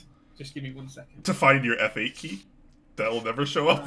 Where's my F8 key, Buddy Lake? Where is it? Yeah, I mean, going on, 5 years now from the original GMK Hyperfuse group buy that still hasn't been completed. A lot of people still don't have the remaining keys they need for their sets, so... He does live in the UK. I could probably drive to his house and pick it up if he's got the key, but I still am missing it. I've actually got 2 sets of Hyperfuse, one with the key and one without it, so... Yeah, I've had multiple issues with products from him in the past, and him and I have gotten into it a few times, into some heated arguments. Interesting. So I don't really worry about him as a person anymore either, because I haven't talked to him in years. But I would say he has accrued a significant amount of hate in his time in the community. Yeah, I guess there's other people as well that have accrued it. There's people that have done group buys and disappeared, like Ivan, who was on Keycap a few years ago. You've got me thinking way back now when you mentioned. Yeah, and actually, what's funny is Clavier also, right after that, he asked biggest scandals in the community ever. And obviously, Ivan completely bailing on an entire group buy is about as big 2 a group scandal. buys, wasn't it? Multiple, at least 2. Yeah. That's pretty hardcore. Just taking money and running. That's about as hardcore as it gets in this community. Yeah, a lot of people saying Sprit as well. at one time I would have agreed on Sprit. I think the way he's been with the community in the past 2 or 3 years, Sprit is very much a reformed man, very feeling like he has to make amends and stuff like that for what he's done. And even when he had a delay earlier on this year, he was refunding people's orders and still shipping the orders out. So I would tend to lean away from Spirit. I think he's starting to redeem himself a little bit. And I'm all about rehabilitation. I will always try and say we should try and rehabilitate people back into the community than push them away. I've seen a couple of posts of people saying wood keys.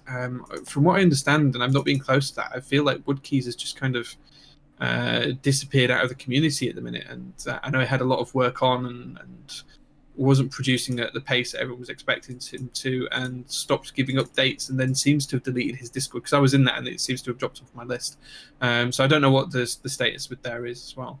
But yeah, I think the thing is, right, we've all talked about a lot of different people. You've mentioned Bunny Lake, and I think towards the beginning of this year, Zambamon and I had a bit of a disagreement. We're fine now. We get on well now. We still chat in private. So I think we've come through that. I think we all have problems with people at times, but that's just the nature of relationships. And we're going back to this point again, but I think it's part of being human. Right? But yeah, it is. Yeah, it is. Yeah, there could be way less hate in the community, and like that would push for more positive things and better innovation and everything else if we spent less time hating. But I mean, that's like the world, right? Like, it's 2019 and like people still, like, countries still send people to die like in wars, like over arguments. Yeah, like that still happens to this day. Countries solve issues by like sending their citizens to die. And like it's that's a weird thing to relate to, but it's just like it shows what kind of mindset some people have, and it's like there's just so much hate and negativity that could probably be avoided or at least sidestepped more carefully, and we could all be better for it. Sure, I completely agree. I'm going to flip this question around now. So, Claudia, thank you very much for the question. It generated some good support. But chat, I want to know who your most loved member of the community is. Who do you think brings?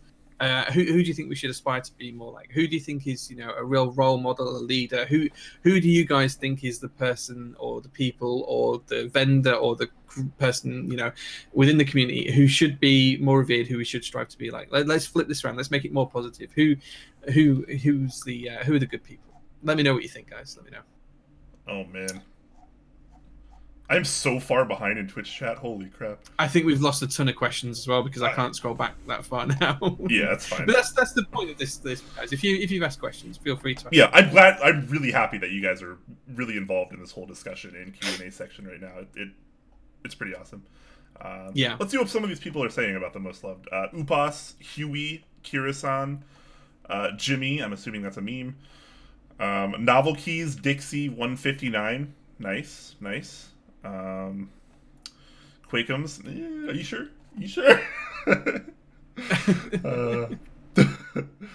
Clavier, Jay, Dixiemech, Man of Interest, Olivia, Jay and Brian. You guys are too wholesome, man. Mike, I would probably say Mike of Novel Keys, right? He's kind of like the toppest tier, I feel like, of how nice someone in the community can be. Nathan Kim, also very, very nice. People saying Wilbur. Wilbur can be up and down. I've got a lot of time for Wilbur, but he can be up and down. If you're Lynn. But I do want to go for a drink with Wilbur. I would love to go for a drink with Wilbur. I feel like whenever I talk to Wilbur, there's no in between. Like, either him and I are practically like at each other's throats, or like it's a really, really positive conversation.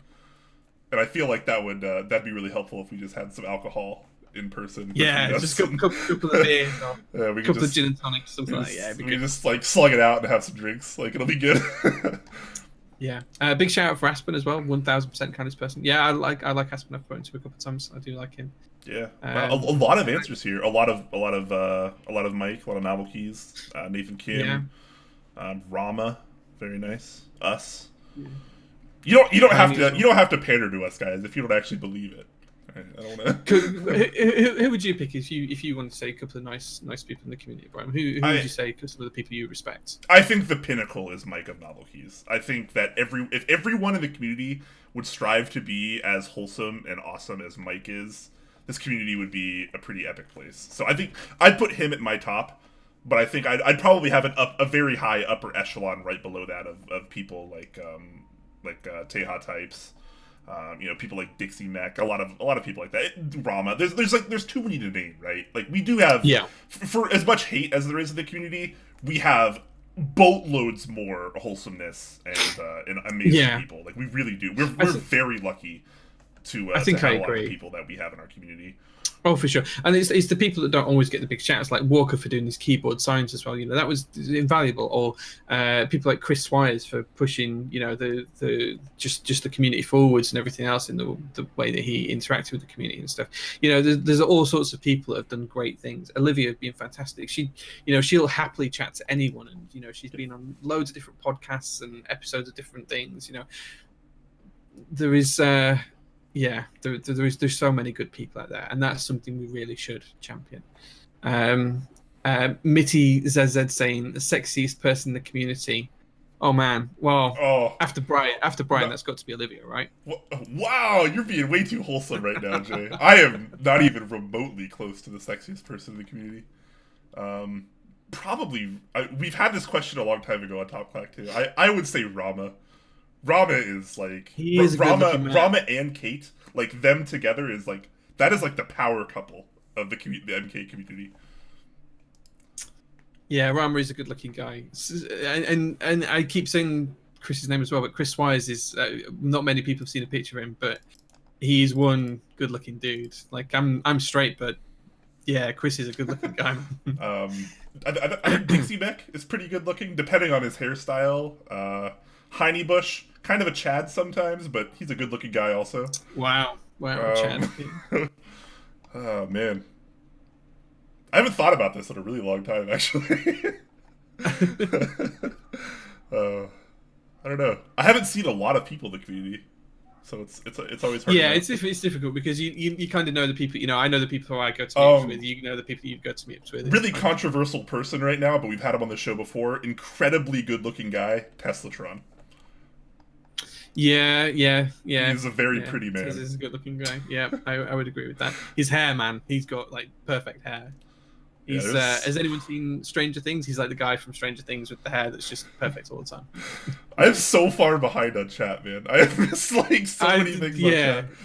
Shout outs to Opdoc and H Rage who subbed. Thank you very much for that, as well as CJT and CCT. Yeah. Nice guys. Thank you guys. Thank you for the subscription. I mean, as much as I could talk about how attractive mechanical keyboard enthusiasts are for a long time, we should probably try to retrack here on our Q&A section. So, guys, if you do have questions, we hopefully have some answers for you. Make sure to use the @TopClack tag. I swear I can English. I promise. Use that tag, and we can see the questions a lot easier. It helps us out quite a bit. So we'll try to hit some more questions before we take off here, since we kind of jumbled up the segments a little bit, and we apologize for that. But it's a good time. We have more viewers than we've had the rest of the show, so that's kind of interesting. When we talk about how attractive people are, we get more viewers, apparently. So Talisman's saying Top Clack is a bit of a love fest at the minute, and Eskimojo pointed out the Necros are a good-looking couple from MyKeyboard.eu as well. Yeah, they are a good-looking couple. They are a really good-looking couple. It turns out there's a lot of really good-looking people in this community. Yeah. One of your behind the keyboard sections should be, how good-looking is this person? Yeah. It should be a question for chat right at the top. Rate this person out. Oh, that'd be awful, man. Oh, that'd be such a bad idea. I was joking. I don't mean never do that. Yeah, no, for sure. It's fun to talk about, but like obviously we can't incorporate that. 10 Strong asking, most different hardware group buy shipped / realized afterwards compared to renders / what is promised. Okay, interesting question. Yeah, I mean the hardware perspective, taking it away from keycaps. Hardware it's a physical thing that you need to use your keyboard. Keycaps are hardware. Come on. It is, but I think that's what he's trying to push away from. I think he's trying to push us away from doing the whole keycap one. Because I think if I was going to pick keycaps, I'd pick Necro as the worst example of that. in terms of actual products, I think probably the most misrepresented one for me isn't necessarily what was promised, but how it came out is the Doro 67. That is literally the one group buy that I've joined. I've joined a lot of group buys that I was thoroughly disappointed in when it came. It was just not what I expected for the money I paid for it. Yeah, I would. Oh man, that's tough. I'd probably have to say, at least off the top of my head, without doing a ton more thought, I would probably say the Noctuary X60. And don't get me wrong, I like Zondat. I have an X60. I like it. I use it. It's awesome. But that group I had a lot of problems. And that's just kind of the way it is. I think he handled it probably about as good as he could have. But a lot of issues with that group buy, and it was kind of a bummer because so many people wound up with damaged cases, and like, it's like, yeah, that's fair. Yeah. Brian and Force saying Cherry MX Blue housing, Utamu Sky tactile stem. Have you tried this? No, I can give it a try on Sunday stream if you want. If you watch that, I'll give it a go. If you remind me, but I haven't tried that particularly. I have not tried that either. So I'm not a fan of those stems, if I'm honest. I have got some MX Blue housings, but I'm not a fan of those stems. I'll be completely blunt. I think that stem is actually okay. I think it's by far the best part of that entire Switch. Oh yeah, I wouldn't disagree on that. I'm just not sure. The rest of the Switch is pretty bad. I really like HB Arrow and Bob, who's behind those. He's a good guy. I've had some interesting conversations with him, man. He's interesting. His heart is in the right place, and I've got a lot of time for him. But yeah, the Switches just aren't great. That's the problem. Clavier with another good question. What is the community missing? What is the community missing? That is a really good question. I guess I think one of the things for me is that as the community grows, there needs to be more to keep people engaged with the hobby. And I don't just mean like group buys and stuff like that to join. And I don't mean just like forums and things like that. And I don't mean Discord servers either, because there's too many of those already. But I think there needs to be more content to consume. So I'm thinking things like podcasts, things like what we do, build streams. I love watching a good build stream, but there's only, a handful of people do it. There's got the Nathans, I Am Me, UIU, Anthony 001s, which I don't really watch because it's at the wrong time for me. There's a few people that do stream, but I think that we've almost kind of seen a dip in that. I'd like to see more content creators. Mechs on Deck are doing a really good job. Those guys have come into the hobby quite recently. Huey's still doing great things, but I think the more the community grows, I think we should see more of that. That's one thing I'd like to see more.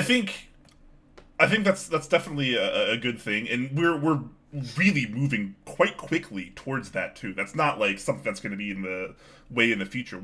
Over the last year, there are so many more content creators in the community, so many more people streaming, and a lot of people growing quite heavily in popularity even, and these YouTube channels are just kind of exploding. Like, look what happened with Nathan Kim. He went from like 0 to like the community's most prominent member in like a 5-month streak span. Like it was unbelievable what happened to him. So he's like the super success story of the community right now, which is awesome. I love the guy. But it's like it's crazy that like our community can actually do that. Like, because like that could, like, if that could happen to anyone. So, like, you never know. And I think we are moving towards that. I think in the next year or two, you can pretty much hop on it almost any given time and check out some kind of keyboard content, whether it's going to be a build stream or some kind of, something otherwise. There's a lot of content to consume these days, honestly. Yep, I just think there's a gap for more and more in that space. I think we'll see more and more coming. Moving on to the next question, Jan Farley says Panda lube controversy. I'm not sure if you've seen anything on that. Is this the whole haven't. Should you or shouldn't you lube them? I don't know. I lube my Holy Pandas, if that's what we're referring to. If it's a controversy, I feel like it's not a personal lube thing. Is this mean that they are or are not lubed from the factory, and this is upsetting people? Don't know. I don't actually know. Yeah, so we're gonna have to skip that for now. But you can feel free to tag us again and elaborate, and we'll try to get on that. Base says guests when soon. Brian, very very soon. So now that we have our refresh done, we're going to be starting another kind of shoot-off series called Behind the Keyboard, which is going to be a very focused interview series. Unlike the kind of admittedly half-assed interviews that we've done on Top Clack in the past, we want to kind of move away from that and get a little bit more professional. And we're going to be starting a stream. I'm not sure what day it's going to be on now, but we want to kind of get a concrete day if possible moving forward. So obviously it won't be Thursdays, but it'll be another day of the week where we'll have a guest on and we'll do a very focused, more professional interview segment. I'm looking forward to that quite a bit. So we actually have all the media assets that we need for it now. So the next step is actually just scheduling the first guest. I already have several people written down. Several people have already agreed to come on. I've been working on some questions for them and stuff. So coming very soon. I promise, guys. That's coming like really, really soon. Nice. Sounds good. Dixiemech with the next question says, sexiest upcoming 65% keyboard whose name starts with a B. That's got to be the Borsdorf, right? That's the one. Yeah, the Borsdorf Dixie. I'm trying to think of the 65% that isn't the Bauer that starts with a B. The Borsdorf. I've never heard of that. I'm like apparently really out of touch. No, it's the when I mentioned earlier on right at the top of the show that there was an ISO AEK 66 keyboard that Clavier and I had joined. That is the Borsdorf. That's the name of it. It's designed in Germany. It's one of the EU designers, so that's why it's got the German name. So I'm just winding Dixie up though. Oh, people are saying the Bach. Bam, the Bach. Yeah. Whatever I can do to get away from saying Bauer is what I'm going to do. Exactly. He must have known that we were going to try and get away. You can't just come in here asking that, Dixie. Come on, we're not going to give you the satisfaction you deserve every single time. Yeah, gotta rally you up a little bit. Type Dreams is asking, what is it like when you first made a Holy Panda? Did you immediately know you were onto something, and what was your reaction to the crazy hype? Yeah, I immediately knew I was onto something because I liked it, so obviously it had to be good, right? That's how that works. And so it was unlike anything else. So at the time, I was really big on Topra as well, and I still am. I still like Topra, but there was no like MX switch that was even like remotely close to the feeling of Topra, and that kind of bothered me a little bit because I wanted to use my GMK keycaps and all my cool stuff in an MX style board. And when I felt it at the time was by a large margin the closest to Topra I had gotten in terms of the style of the bump, and I loved that feel, that kind of parabolic feature. That's just it's so sexy and elegant to me for a tactile switch. And I figured I wasn't sure how it would go over. I knew I liked it, and obviously a lot of people liked Topra at the time and still do, so I kind of figured that it'd go pretty well. Reaction to the crazy hype, I think it was properly hyped when it was new. I think it's way overhyped now. I don't think it's an amazing switch. It's a very unique switch. It's a cool switch. It's a good switch. It's not nearly perfect. I do think, people ask me this all the time, I do think that the Zeal V2 is an objectively better switch. But the Holy Panda is still cool. I just think it wasn't worth all the drama, all the controversy, all the waiting. It's just not that cool anymore. It was really cool in 2017. It's 2019 now. It's not as cool. That's fair. Yeah, I like Holy Pandas, but yeah, I agree. Zeal V2 is probably a better switch. If I was going to go for a tactile build, I'd probably pick those over the Holy Panda these days. Although I have got some coming from the Master Up Group bike. Yeah. Next question is from Slippery Pete. He says, you all seen Teslatron's update posts? Yeah, I know Brian and I both speak to Teslatron. We are kind of friends with him outside of whether keyboard things are happening or not. I've seen a lot of his update posts. He's trying to put things right. He's trying to do the right thing. He's trying to work towards, fixing all of the mistakes he's made. And he's quite open to say that he knows he's made those mistakes, and he just wants to do the best thing he can for the community. So fingers crossed for him. Hopefully he'll get there one day soon. Yeah. Yep. Totally agree. Not Zesty Salsa is asking, any 24-hour stream avail? Yeah, we're hoping it's going to be this month, but with the Seattle meetup, it might have to be next month, but we're getting very close to it now. We just got to do some finalizing. We already kind of know ballpark what we're going to do and who we're going to have on. We just got to finalize everything and maybe make a couple custom overlays and pick a day. So we're going to try to do it this month, but depending on how Seattle meetup and traveling goes, we might have to do it next month. Yeah. Zapocalypse says, opinions on clever kit names for keycap group buys. Are they tacky when done poorly, but amazing when done well?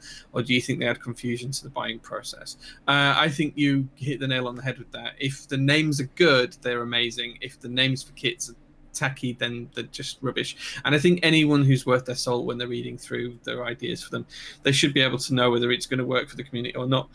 And there's nothing wrong with just having the standard kit names. It works for Mastrop, it works for everywhere else. There's nothing wrong with doing it the stock way and going that this is the base kit, this is the 40% kit, this is a spacebar kit. There's nothing wrong with that. I think it takes some really, really strong names to pull that one off. So it's not a risk for every set, I'll be honest. Yeah. I'm going to disagree a little bit, actually. I think that even when it's tacky, it's still amazing. Okay. I gotta go against you a little bit, Jay. I can't. We can't always agree. Yeah, that's fair. It's not interesting if we always agree. Yeah. Region Asian says Tokyo 60. I remember people getting up in arms about the gap. I remember that too. Oh yeah. Yeah, I have like this awesome proto unit that doesn't have that issue, and it's like super clean. So I just kind of like lord that over other people that have Tokyo 60. I don't think I've ever seen a Tokyo 60 in real life. I've never actually held one or built one or anything like that. I mean, it's a nice board for what it is. Yeah, I think that it was Mastrop changed manufacturers mid group buy, right, or something like that. Yeah, I mean that was definitely kind of a controversial thing that they did. So that's for sure. Leaf 60 also, Sushi's adding. Yeah, Leaf 60 was also kind of a hit or miss group buy. A lot of people had some issues. I had some issues too. Thankfully, I was able to fix most of mine myself. But it wasn't 100% clean group buy. That's for sure. Could have been done better. Yeah. Pluto19 with a good question. He says, "How long do you think the community go with roughly 5 key set group buys per month?" So my view on this is that community is growing massively. If you look back at some of the sets that we had towards the back end of last year, I'm thinking GMK DMG and a few other bits and pieces. There was a few kits that failed last year. There's a few sets that didn't make MOQ. Carbon struggled to get there as well. And DMG almost didn't get made. So, Krellbit had to buy out, I think, 30 sets or something like that to get that to MOQ. And now where we're at is that, GMK sets that, we can have 2 running on the same vendor and they'll both make MOQ in one day. They'll be open for a month and they'll make MOQ in one day. We've just seen that with GMK Vaporwave and Beep's Dot set. So those both sold, enough units to take them past the first tier of MOQ. And I think Dots even went past the second tier of MOQ within less than a week. So, the community is just massive now. And people are buying more, spending power's high. People want more key sets. People are collecting key sets. I think the months of running 5 key set group buys in parallel probably aren't going to slow down. I think if you look at August's chain of stuff that's coming in August, I think there's probably 7 or 8 different key sets that are running at that time. I can't see it slowing down. There may be a bit of a bubble here, and it may pop, and things might start to fail again. And if it does, that proves that the market isn't ready for it for extended periods of time. But right now, nothing seems to not be getting made, and pretty much everything is hitting MOQ. Even some of the kits that wouldn't usually. You look at Oblivion, and we almost hit the second tier for a Nordic UK kit, which is unheard of in MOQ for those types of kits. It doesn't usually happen. So the community is there, and the community is buying. So. Yeah, the spending power is apparently there. I mean, I don't mean to sound, weird about this or anything, but a lot of people in this hobby tend to have professions that give them a fair amount of money to spend. And that's just kind of the way it is. A lot of these people are, programmers, coders, and work in, high-end IT departments, stuff like that. And they just have more disposable income than a lot of other people. And the hobby really caters to people like that because it's a hobby, at the end of the day. And a lot of people are spending $600, $700 on a keyboard, which is really unnecessary, but obviously people like us still do it because we love it. But yeah, a lot of sustain there. I don't think that's going to slow down anytime soon. Yeah. Clavier says, "Hey, I do build streams." So, bam! Shout out to Clavier. Check out some of his build streams. I didn't know. I didn't know either. Blue Note asking, "Did you hear that the Sirius opened again after the group buy closed? I heard another 50 spots." Yeah, it was a few weekends ago. I'm pretty sure he opened it up for a couple days. I think the original group buy sold around 100 units, if I'm not mistaken. I could be wrong. But somewhere around 100 units, which I was actually kind of surprised at. I thought I was going to sell a little bit more. But, I think selling another 50 over an extra weekend was pretty impressive. That's definitely not bad. It's currently my favorite board. So, I don't know. I think I think once people actually get them and start trying them, they're going to realize why it's so good. and then other people that try them that don't have them are going to be like, crap. I should have joined the group buy. Yeah, absolutely. I'm like 99% sure that's what's going to happen. So we'll have to wait and see. Slippery Pete ED is asking, what about a keyboard stream promotion channel in Top Clack Discord to let smaller guys get the names out? Actually, yes. I'm sorry that hasn't happened yet, but that is in the that's in the cards. That's the plan. Actually, I'm going to call Brian out here because he did say in our private chat the other day that he was. We have a chat with the mods, and he said that he was going to do this, and that he hasn't as yet. So he actually said, "I will do this today," and then he didn't. So call out Brian on this one. But yeah, we do want to do that. I'll remember that next time you want to share the blame. He is totally right, though. It is completely my fault. After I deleted the Weeb Talk channel, actually, my next plan of action was to make the other content creators channel. And I want it set up kind of interestingly, where it's not necessarily just people posting links, but I want to kind of have... it's probably going to wind up being a 2-bot system to where you can opt in to notifications for the streamers that you want, so that when they go live, you get pinged by those. So it's still kind of in the works, but we're figuring it out. It's coming very soon, I promise. But yeah, Top Clack is all about furthering the community however we can. So, and I believe there are a lot of other content creators out there besides Top Clack doing really cool stuff, and people should know about it. So, definitely coming in the near future, guys. I promise. Yep. Next question comes from Gab A. He says, if you had unlimited resources to design and push a new product for the community, what would it be? Interesting. Rather than say product, because I've done the JO1 and I've got the JO2 and JO3 keyboards and stuff there. Rather than say product, I'm going to say commodity. And what I would push is a wider platform, very similar to what we've talked about with Slippery Pete's question. I'd push a wider platform to get content creators to be able to have a platform to stand on and shout about and do different things. So I'm thinking almost like if I had unlimited time to donate to this and a bit of cash to get it off the ground, I'd like to do something like a conglomerate of streamers and things like that. And you have 4, 5, 6, 7 different people all doing different types of streams and different types of things, all under one kind of brand, and you kind of tie it up and build that together. I'd like to do something like that, and I just don't have the time or the resources available to do something like that at the minute. But something like that would be cool. So I think that'd be more of a commodity than a product from me. But that's something that I'd be quite passionate about, and making it really worldwide. So getting people from all over the world joining in with that. So not just like a US or EU kind of thing, but really spreading it out and looking at Asia, Australasia, then Japan, places like that. There's members of this community all over the world. So try and make it really inclusive. So that's something that I would like to work on if I ever find any spare time to do so.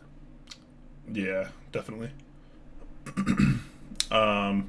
One thing I would, this is kind of out of left field here. What I would do is I wouldn't necessarily design a keyboard or a key set or anything. I would try to make specific locations all around the world where mechanical keyboard enthusiasts can kind of gather. Maybe it'll be a store where people can buy things for cheap. They'll have workspace areas, kind of like we've seen with Yushikobo or whatever it's called. I think that's the name in Japan, where he's got like a storefront for mechanical keyboards, physical storefront in Aki, and he's got like a build area. I think he's got things you can use like soldering irons or whatever. I would make really cool spots like that, like all over the world. That would be really cool. Yeah, that'd be really cool. I'm gonna skip the next question by Type Dreams because he asked that earlier and I did answer that.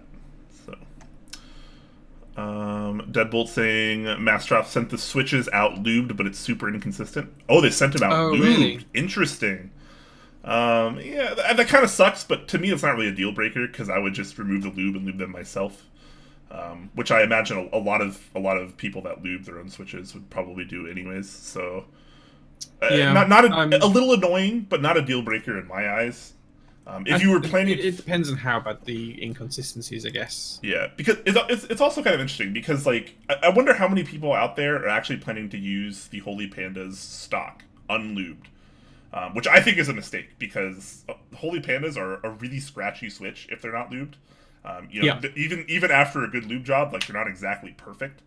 So I would definitely say that potentially an inconsistent lube job might be better than using the Switch's stock for some people. For me, I know it would. Obviously, I would just lube them myself anyways. But if I had the choice between an inconsistently lubed Switch versus a completely unlubed Switch, when we're talking just about Holy Pandas exclusively, I'd take the inconsistently lubed Holy Pandas over them, probably. Yeah, that's fair. Yeah, I have got some coming now. Mine have been delayed a little bit because the guy that was running the kind of EU group buy for these that I was part of is in Hawaii at the minute, so I'm going to have to wait a little bit longer for mine. But I'll have a look at them and I'll give my thoughts on the stream when I get hold of them about the loot job as well. Yeah, So. apparently I'm supposed to be receiving more and enough for a full build, so I hope they send me like the production units that everyone's getting, so I can try them myself. Because the ones that they sent me like for review, even of the final batch that came in like only a couple months ago or whatever, that they actually sent me and they're like, hey, these are the actual production units, they weren't lubed. Yeah. So I don't know. I haven't tried the lubed ones out yet, so Okay, so hot take is, Brian said that the poor lube job from factory might be better than unlubed, as it's quite an inconsistent and scratchy Switch stock. And we'll both give our thoughts as soon as we get actual review units in, or actual group buy units which turn up. Next question comes from, there's a few questions on the Holy Pandas. I'm not going to offer you tags on the Holy Pandas, so I'm not going to go through all of those. But then the next question comes from Tenstrong. He says, how are we doing on partner? So as Brian mentioned a couple of weeks ago on the channel and on the show, we did apply for partner. Sadly, we weren't accepted for partner at this stage. So we're currently looking at that and understanding what we need to do to reattain partnership and go forwards from there. So soon.tm, hopefully next time we'll be... they'll be more interested in taking us on board, but we'll see. Yeah, definitely. I mean, it's a step towards our evolution, but it's not everything, right? Like, we're still going to continue. We haven't been partnered yet, and we've gotten pretty far so far. So we're just going to keep doing what we do, and hopefully just get better and better and more refined and more polished and everything. And as we grow and grow, we have a higher chance of getting partner. I think right now we just need to work more on viewership, get our average viewer count up, and that'll help out quite a bit. Yep. Okay, scrolling down. The next question I see that we've got tagged from is from Slim Thickens, and he says, the best keyboard or keyset name? That's an interesting question. We have a lot of really good questions so far today, actually. Yeah. Best keyboard name? Honorable mention to GMK 8008. Yeah, that's fair. Yeah. I'm really struggling to think of what I think is the best name for a keyset or a board.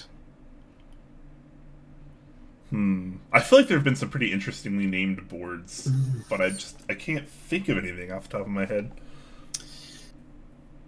Yeah, I like ones that have themes and commonalities between the design and the name and things like that. And I'm trying to think of something. I like the Mechanisk approach, where he takes the Norwegian names for his keyboards. Yeah, that's fun. And that's interesting. And he kind of applies it to that. I think those are pretty good. I kind of like Rama's aesthetic of giving everything a number as well, kind of like a reference number and things, like he does with a lot of his. Because I'm just a nerd for things like that. It's unbelievably efficient. It's very very that's efficient. What I like about it. Yeah, but it doesn't wow me. It doesn't get me more interested in the product because of that. And sometimes I'll admit it. Like, sometimes I'm sold on names and what things look like. Like, I'll go to the store for beer, and I'll buy beer based on what I think the best label is, or the best name. Critical Hit was a beer I bought not too long ago, just purely based on the name and the fact that I used to play D&D. So I don't know. I'm not going to necessarily say I do that with keyboards and keysets, but there is something to be said for having a fun, catchy, relatable name, I feel like. But yeah, I don't think I have a perfect answer. I can't think of anything offhand. If I do think of anything, though, I will try and tag you in the Discord and Thickens, and I'll let you know. But there has been some good ones, and I just can't think of them off the top of my head recently. Yeah. Yeah, but there will be some out there. Next question from UPass saying, do you think that GMK sets will start to fail to hit MOQ? I think we kind of briefly touched on this with one of the other questions before about being multiple key sets in a month. I think that there's two ways it's going to go. Either they will or they won't, right? I think that the way the community is growing and the way that key sets is, hitting MOQ easily within a couple of days, I think if this is a bubble that's going to burst, it's a long way off and it's not going to pop anytime soon. But my gut feeling is that we're just going to keep seeing things hit MOQ. As long as things don't go too crazy, as long as we stick at the kind of levels we are now, where there's 4 or 5 key sets a month, I think everything will carry on hitting MOQ. If we start to double that and we get 10, 12, 15 key sets in a month, well, then maybe we'll start to get to that whole bubble bursting kind of point of view again. Yeah. But it depends on whether the community grows with the volume of key sets being run, which seems to have been happening over the past 6 to 12 month period. So I think it's an open world out there. I think there's more heights to hit. I feel like more profiles would, rather than GMK sets is what I'd like to say. I'd like to see more profiles, cat especially. Yes, please. I would say if you would have asked me that question a year ago, I would have said yes, absolutely, and then I would have been very, very wrong, because clearly we don't have a problem running 5 key sets a month and having them all quite easily pass MOQ. Like on all kits, even a lot of the time. So it's impressive. I think the only set that's struggling at the minute is Handabite, right? Okay, and that is a very, very niche market product for very, very few people. But even that's like 10 units away from MOQ. When I was looking at something Quelbit posted about a week ago, it was like 20 units away or something. So I'm assuming it's about 10 units away now. Well, yeah, they're all stock colors, which makes it a 150 unit MOQ, and it's really not that hard to find 150 people to buy a GMK key set these days.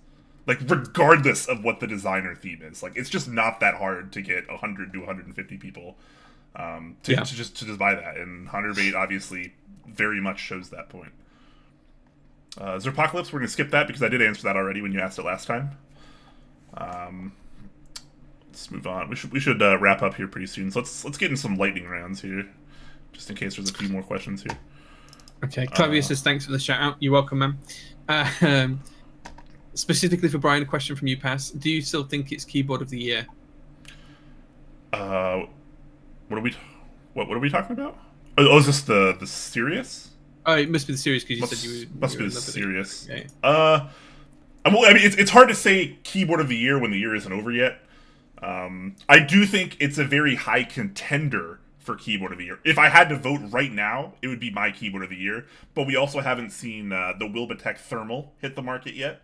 We haven't seen AIO3's Polaris hit the market yet. Those two are also two that I really have my eye on. I think also have a ton of potential and value. So really looking forward to that. But yes, right now, at this very moment, the Sirius is my keyboard of the year. But obviously, we still have 5+ months to go. So, follow-up question from Boy314. He says, "Why is the Sirius your favorite board?" Because it proves that you don't need metal to make a keyboard good. That's a good answer.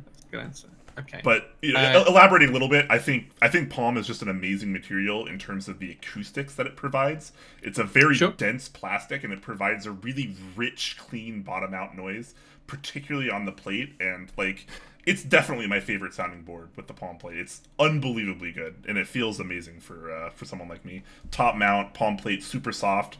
It's not too rigid when you bottom out, and the sound is really, really nice. So that's why it's my favorite. And the fact that it was not very expensive. Your boy likes value. Tech Fresh with the next question. He said, optical switches were discussed this morning. What do you think it would take to have them break into the custom community? They're already there, man. You can get custom PCBs that will fit the gator on optical switches. They are limited in terms of what they'll support in terms of layout and stuff like that, but you can pick them up. I think it would need someone to do a group buy for something like this, and you probably need to do you'd probably need to do switches and some PCBs.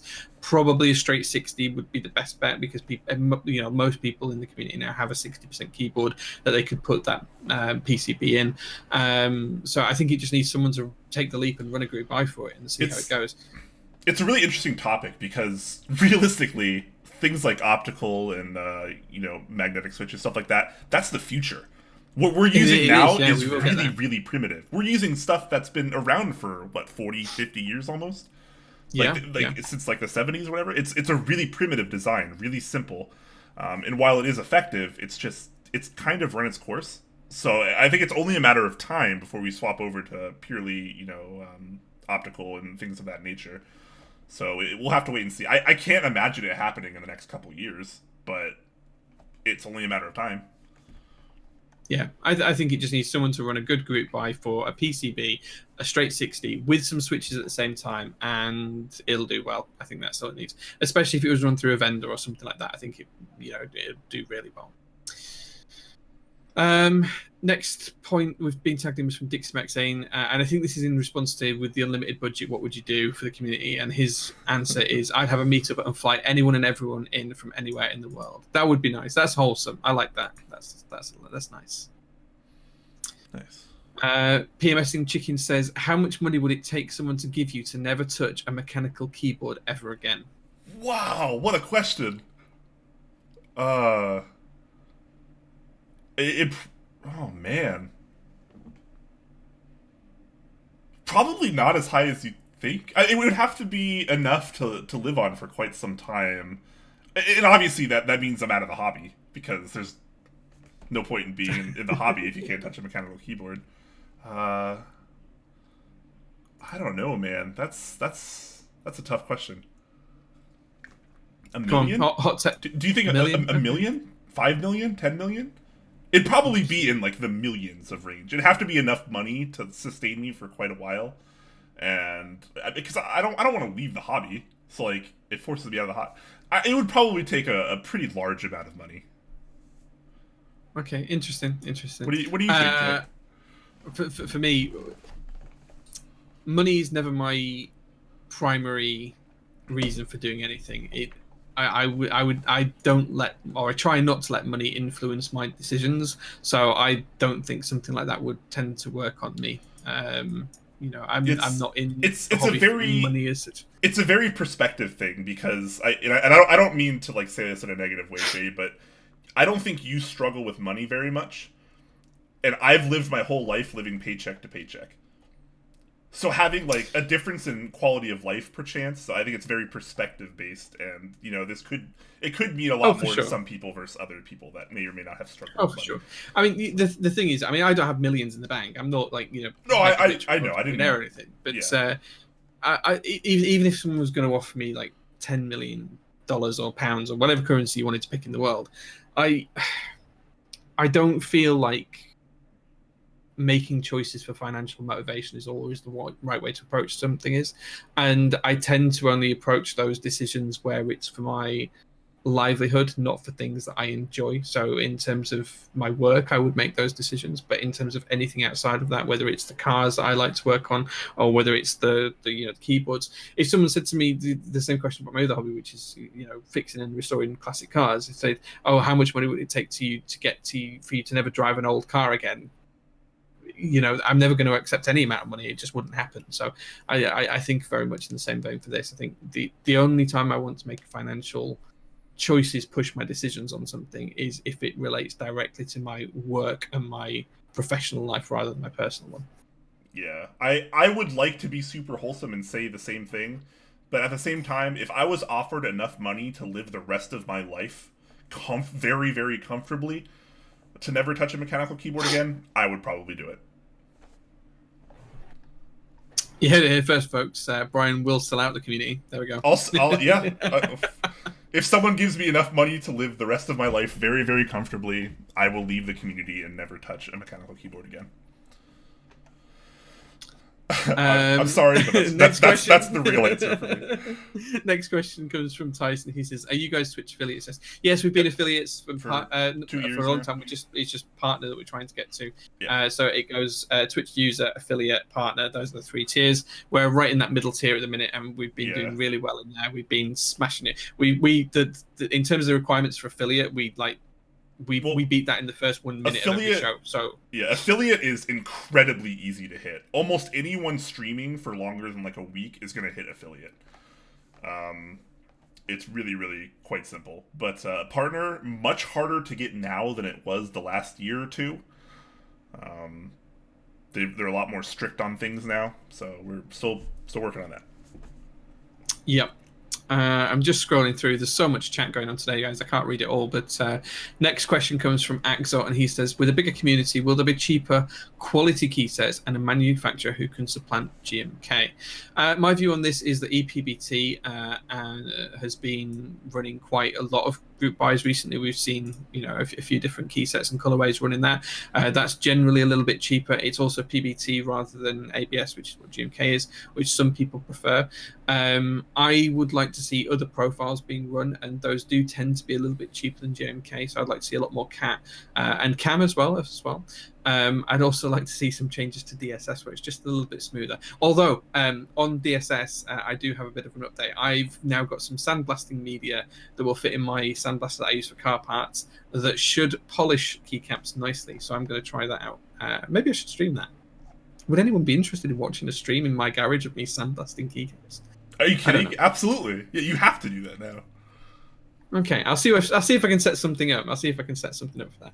We're going to see that. But yeah, I think that there is opportunity in that space, and we've also got the Novel Pro keycap profile coming from Mike at Novel Keys as well. So I think the world is the oyster for the community in terms of key sets at the minute, and I think there's potentially a lot of opportunity for that to happen. Whether it would supplant GMK and Cherry profile as the leader, I don't know, but more choice is not a bad thing.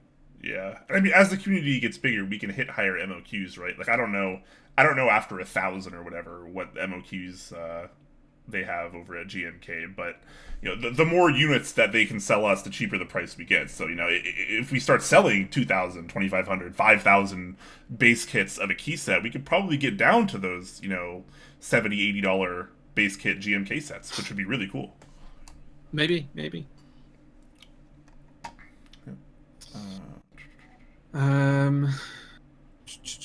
Skip down to Saturn OG asking, have you guys tried breaking in switches by putting 60X on a switch tester and just mash them for like a week at the same time? Would that even work? It probably wouldn't. Would it work? Yeah. Would it work super well? Probably not.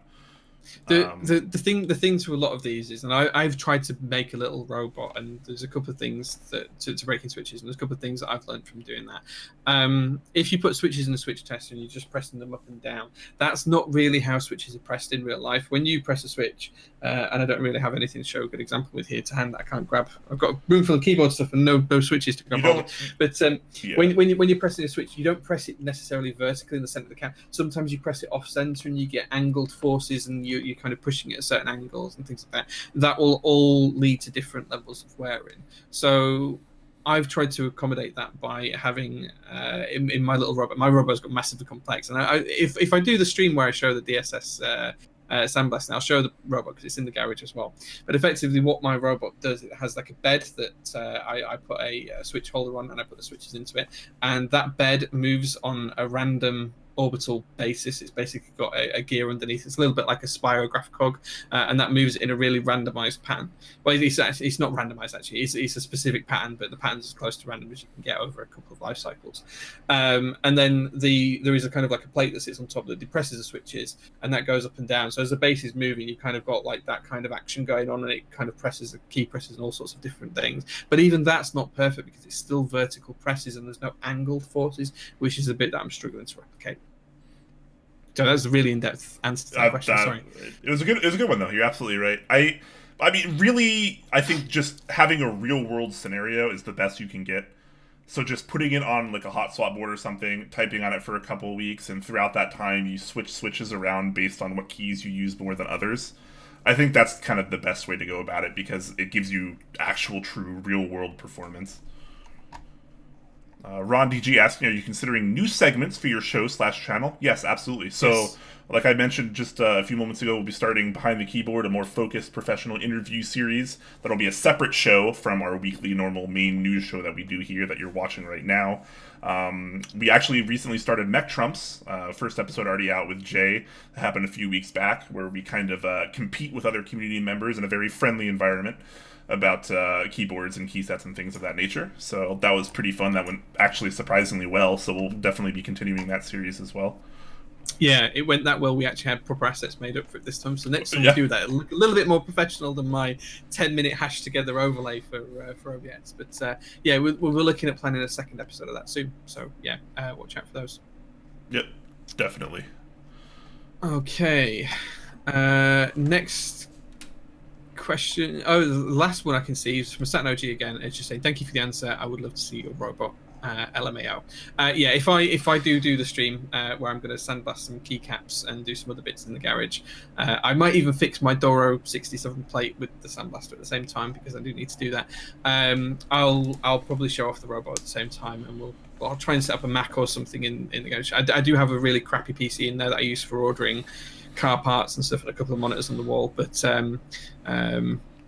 I'll see if I can set something up camera-wise to be able to do something. It won't have the production quality of a normal Top Clack show or stream, especially now we've got the new overlays, but I will see if I can do something, maybe as a short half-an-hour kick-off to one of my usual Sunday build streams or something like that. The lighting will be terrible as well, but we'll see what we can do. A couple of weeks, we'll get that sorted.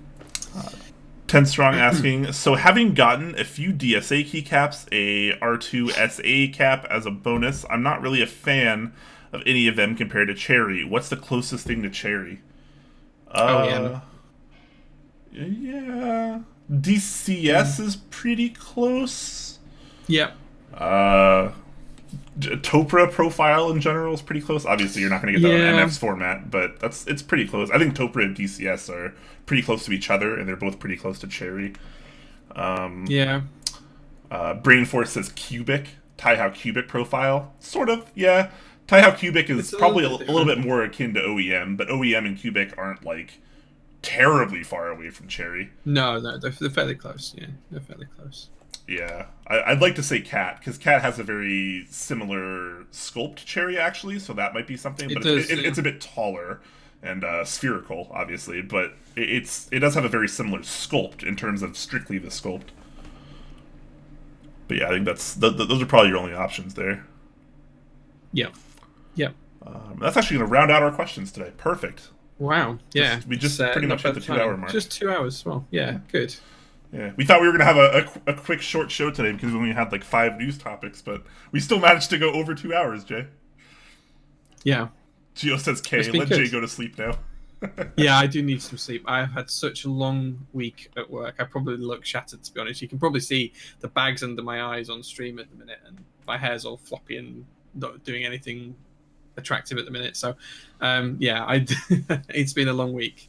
Yeah, I'm actually a little hungover too. I'm not shaking my leg. I've got boop beep bet, but I'm not shaking my leg. I've got a massager in my chair that massages. So quite often you'll see the chair going, and it's the massager for my lower back that's going, not my leg or anything like that. What a baller! I want a massager on my chair. Jesus, truly the Top Clack dream here, boys. All right, guys, but we're gonna use that to finish things off here. So upcoming streams. I might have one tomorrow. I'm not entirely sure. If I do, you'll know if you're in the Discord because I'll post beforehand in the announcements channel. If I do, It'll probably be around the same time I usually try to aim for, 5 to 6 p.m. Pacific time. Not 100% sure. I don't know yet. That's the question. I do have some parts laying around, but I don't really know. I'd have to probably piece something together. But I want to try out this spacer foam from the MK Ultra stuff, like the one that actually goes between the plate and the PCB. I'm really interested to try that out, so I might just throw together like a 60% kit. I have some cases laying around, but we'll have to wait and see. I'm not 100% sure, so don't take that as a guarantee. But yeah, hopefully tomorrow, but we'll see. Jay, what about you? Yep. Build stream on Sunday. I'll be finishing off the gingham, which is the Blade inspired through hole kit. I'll also be building a board for Mike from Novel Keys. That's going to be a Space 65. He sent some switches and some keycaps and everything else through for me to build that up for him as well. So I'm going to take a look at that. Maybe we'll do some fancy inlay on the board's designs as well for him and things like that as well, because that went down a treat on stream last time. So we'll take a look at that. 10 Strong's asking me what switches am I putting in the gingham. I haven't decided yet, if I'm completely honest. I have not decided, so I need to sort out some. It's my day off tomorrow work. I've not got work tomorrow, so I'll work on some switches then. Probably going to go. I might go box pinks actually, because I've been looking for an excuse to use those. So probably box pinks. It's a good switch. That's probably what I'm doing. Yeah. I like It's this. been a while since I've done a quickie build, so yeah. So yeah, that's the upcoming stream for me. And then, as I say, we did mention it earlier on, or Brian mentioned Mech Trumps as well. I am working on the second episode of that. That's likely to be the week after I get back from Seattle. We'll do the next episode of Mech Trumps from my perspective then, and you'll find out on the day who's going to be on the show. Awesome. All right, guys. So I hope you had a good time, just like we did. We definitely appreciate you guys hanging out with us, coming and watching and checking out the news and the Q&A and everything. Thank you all so much for the bits and the subs that you guys did today. There was a lot of subs, and we greatly appreciate that. It helps us out a lot. Make sure to check below the stream for any kind of information pertaining to Top Clack. There's a link for pretty much everything down there nowadays. And yeah, don't forget to join that giveaway that Jay just relinked there in chat. That's for the Keycap. You can also find that link again in the announcements channel right after the stream ends in our Discord, which you should definitely join below. Just to shout out, guys, on that, thank you very much for the response so far. 42 people have entered so far, and we've not even finished streaming yet. So thank you, guys. Yeah, and also I don't know if support. it's actually in the forum because I forgot to check, but it is open to everyone, international. If we can ship it to you, we will ship it to you. No cost, obviously. So yeah, we will get it out to you no matter how we can do it. Yeah, exactly. So thank you guys for watching. Hope you had a good time. Hopefully a build stream tomorrow, but not sure. Definitely check out Jay on Sunday, 12 p.m. Pacific time for that build stream though. And yeah, hope you guys have a good rest of your night. We love you all. We do. Take care, guys.